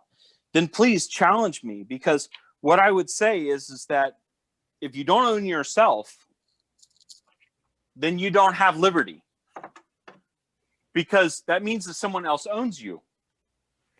That's literally what that means. And that's actually how it was. That's how it was argued, you know, that long ago. Like, process to go by you, and you've not reconsidered an intellectual argument. That's a long time. 200 years of not reconsidering something is a long time. And so what I would say is that, you know, let's reinvigorate some of the basis of arguments of what is liberty. What does liberty mean? What does freedom mean? Where do these things originate from? Because if you aren't willing to look at where they originated, you know, and you just want to fall into what your neighbor says, or, you know, whatever your, you know, favorite author or favorite, you know, if you just want to be a follower and not actually look at the root of the argument, right? Because if you don't go to the root of the argument, you're somewhere in the middle, which means you're pretty much just kind of just accepting other people's opinions about something. That's the way I see it. The weirdest thing about all of this is how a 200-year-old idea can be the root of so many things going on in 2020. You know? Yeah. Well, and the reason I think that is because it's coming to a head. It seems like it. And that's why it seems to be so crucial at such a crucial time period, is simply because so many people have gone so long without considering anything else. There's no other options in their minds. Their only option in their mind is that someone else must own them.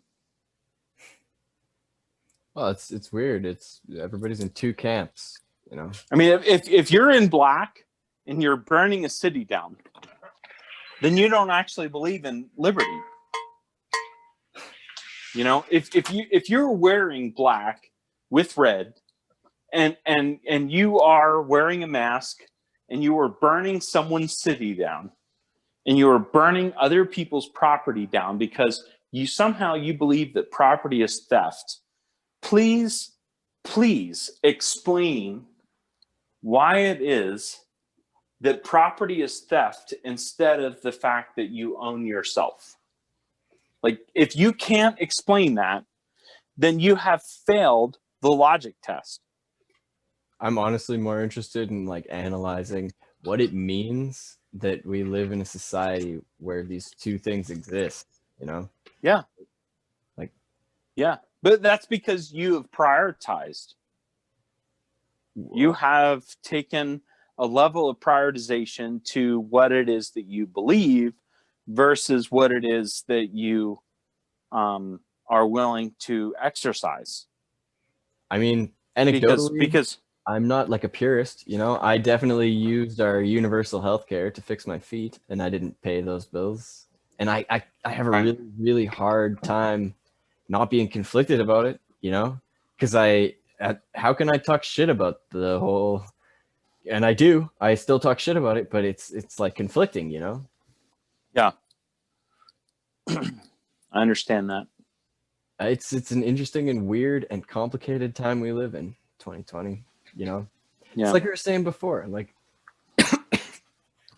how fucked up is it that Antifa and ANCAPs / like hardcore liberal libertarian people, like purists, like anarchists, right? They're being put into similar categories when I couldn't possibly put them on different spectrums, you know what I mean? Yeah.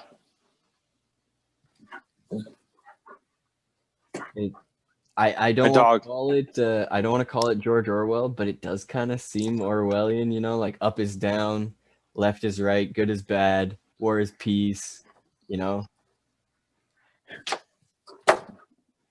So my dog has come in and she's decided that she wants to play with me. So she's had her nap all afternoon. Yes. And now the German Shepherd, that is like the most feared in the neighborhood because she like outweighs every other German Shepherd by 20 pounds, has now decided that she wants to come into my office / gun room, and she literally wants to wrestle with me. Well, yes, you're a good girl. It sounds like you should go play with your good girl, because mine has been overdue for a dog walk, and if I call her now, I actually have an hour of sunlight. So, I mean, that seems a little bit fortunate that your dog decided that it was the good time, but it seems like a good time. Yeah. I don't know what episode this is, because I don't know where it will be edited and like, you know, where it will fall when I get done it. But this was, you know, as usual, an extremely enjoyable adventure. Well, you know, and my German Shepherd is bite trained. So right now she's actually grabbing my arm and she's telling me, like, I'm telling you that you need to play with me. Yeah, she's very serious. And in her mind, like playing means like putting on like full length sleeves or gloves and like wrestling with her. And the funny thing is, she's 9. Like at 9 years old, you don't think like you would have that much activity from a German Shepherd, but she, you know, because they only live 9 to 11, maybe 12 years. I'm in the exact and then Winnie's 9. Yeah, he's a Husky Cross. She's gonna get maybe 11. And it's funny because, you know, she hears me talking and she's like, all right, I've had my nap, I ate my steak. Did you eat your steak? Yes, you ate your steak. So we give her some raw chicken, and then she gets like offcuts from the steak and different things like that, because, you know, we have a friend who helps breed some miniature cows that are really delicious. And, you know, every now and then you get like the gristle and all that kind of stuff, and you cut that off and you put that in her bowl and everything. And she's eaten that, and she's had her nap, and now she's like, I want to play. Well, it was great talking to you, Skip. I'm sure we will do this again. You know, you have definitely had the most appearances on the podcast, and it's always a good time. That's good. I'm glad. I'm literally glad I can be a part of what it is that you're doing, because I consider your efforts to be huge, and when I say that, I mean, the efforts that you're making as far as, the growing efforts, the gardens, the different things like that, the green efforts, if you will, as far as growing things.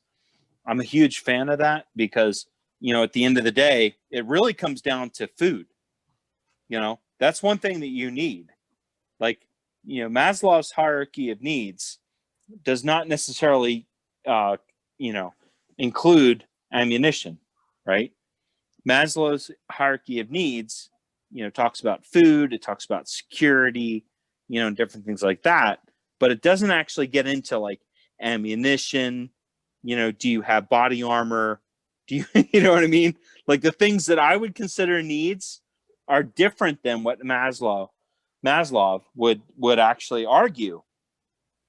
And what it is that, those subsets of Maslow's hierarchy of needs fits into different categories that most people don't actually consider. And, some of those are security, whether you have, IR sensors and motion sensors on your property. Do you have the ability to stop a trespasser before, they get in the middle of your property? Things like that, right? You don't see that in Maslow's hierarchy of needs. Those are subsets, but that's the detail that I get into when I start looking at, what it is that I need as far as security. I mean, I appreciate that you're on board with the growing weed. I mean, I definitely do more than that. I like to do a whole spectrum of agriculture, but it seems to be my main skill set, growing medicine. It's not unhelpful for sure. Right. Yeah.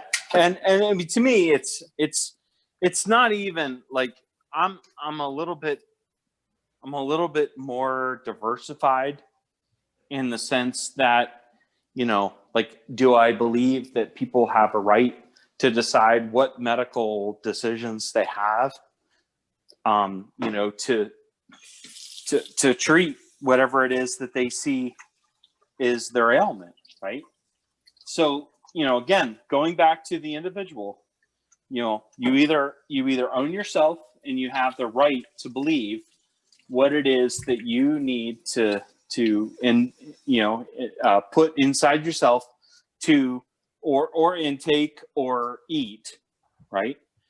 To give yourself the health that you need. Do you have that right, or does someone else have the right to decide that for you? And what I would say is that you don't have that right to say to other people that they don't have that right to decide those things. Right? You don't have that right to decide for other people. Right. It's because not right because that is a right that they owned. That's right. They own that right. That's theirs. And if you can't recognize that, then at that point, that's where you exit the argument. You no longer have anything else, beneficial to say. And so, like, for me personally, I'm not about weed. I'm not. In fact, there's no point in my life that I've ever actually imbibed or taken weed in any way. But that does not mean that I believe that I have the right to make that decision for other people. That not they even can't. Not even for your sore joints and arthritis. Not zero. Never. Never. And part of that is simply because, I kind of see myself as like a person that either I have the right to make decisions about myself or not. And the way I look at it is like, like, say, for instance, I decide to drink bourbon, right?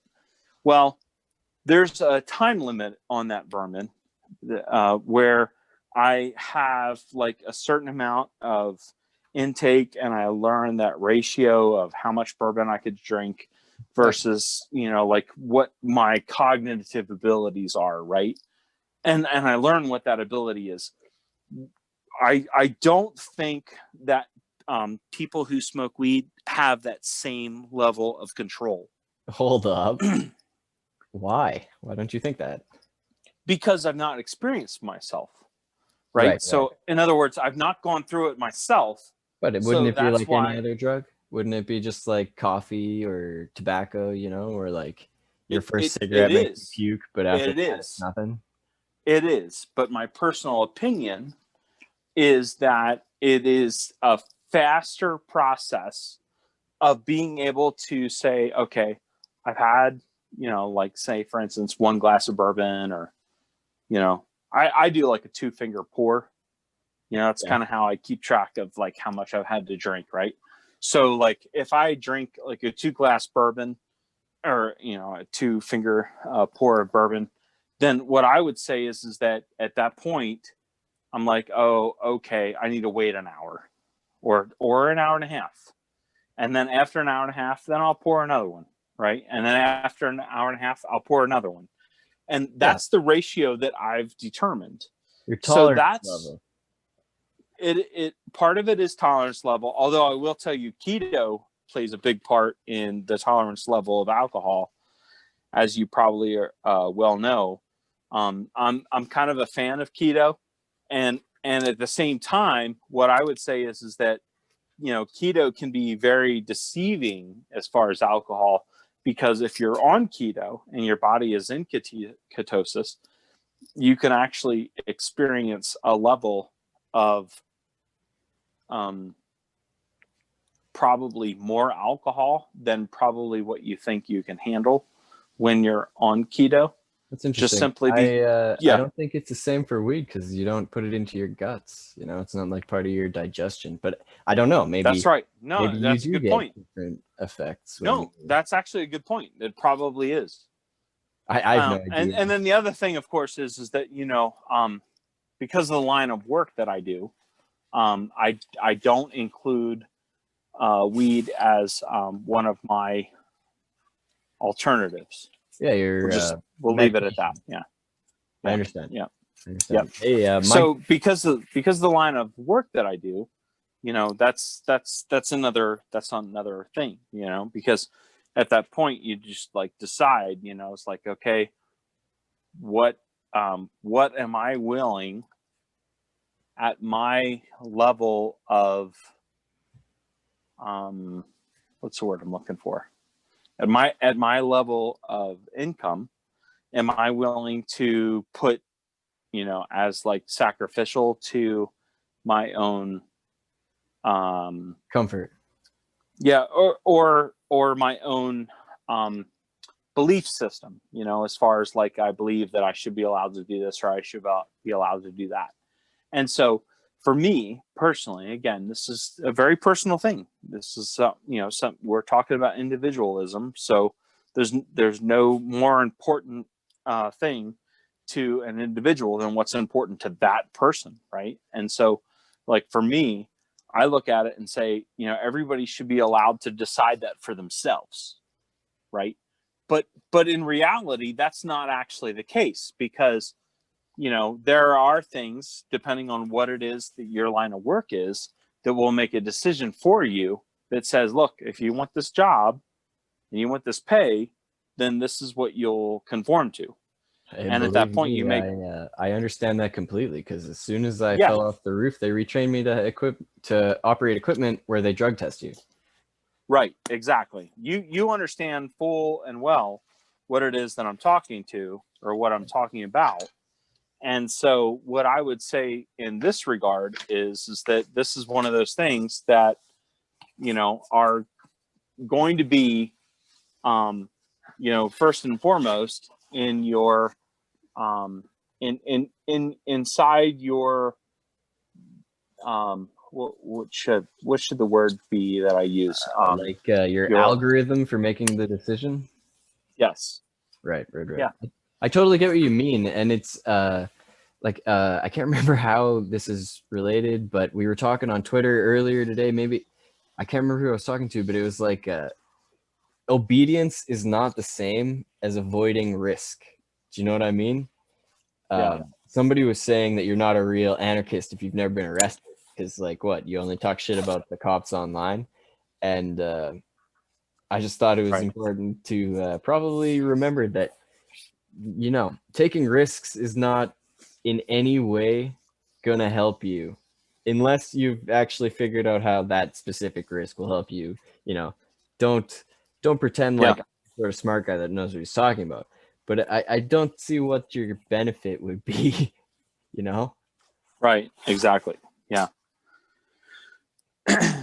So anyway, I know that this is probably way longer than a podcast than what you had planned for, but I don't even plan, and honestly, it wouldn't be a podcast with you if I didn't try to say goodbye like 4 times. That's the standard. We've done this every time. That's, you know what it is, Josh. I consider you to be a really good friend, and I really don't want to say goodbye. That's Like 'cause we're both enjoying it. I really enjoy my conversations with you, just simply because if anybody has actually gotten to this point in the podcast, then, you know, like they should probably contact me, because it means that it means like a whole new level of follower, you know, Yeah. Twitter wise or anything else, you know, which I I should might have to probably do say some like magical editing. I might have to a, convince it a to be lot organic. of editing. Or We're who knows? we're at I don't know. 4. We've been going for 4 hours and 55 minutes. Oof. Like you should really, like, you should look at that, and you should say, this is what you should say. All right. So my regular followers, we're going to give you 45 minutes of the down and dirty. All right. So if you're a real solid follower, we're going to give you 2.5 hours. Yeah. If you get to the 5-hour mark, and you can actually, like, if you can actually look at what it is that we're saying, and you can digest it all, and you can say, yes, I want more, then we probably owe you like a C note. Like, I mean, literally, like, We should put like a secret coded message in like the last yes, fucking hour or some shit. yes. If you can answer this question, then you owe, you know, then you should get like 0.2 of a Bitcoin or something like that. It is the intercom password to get into Skip's, like, you know, apocalypse bunker of safety. It is the safe word going into my bunker. Yeah. Ah, fuck. Well, I definitely should realistically go walk this dog before the sun sets, and I'm sure your dog Okay. will appreciate it as well. Of course. I 100% appreciate it, and, you know, right back at you.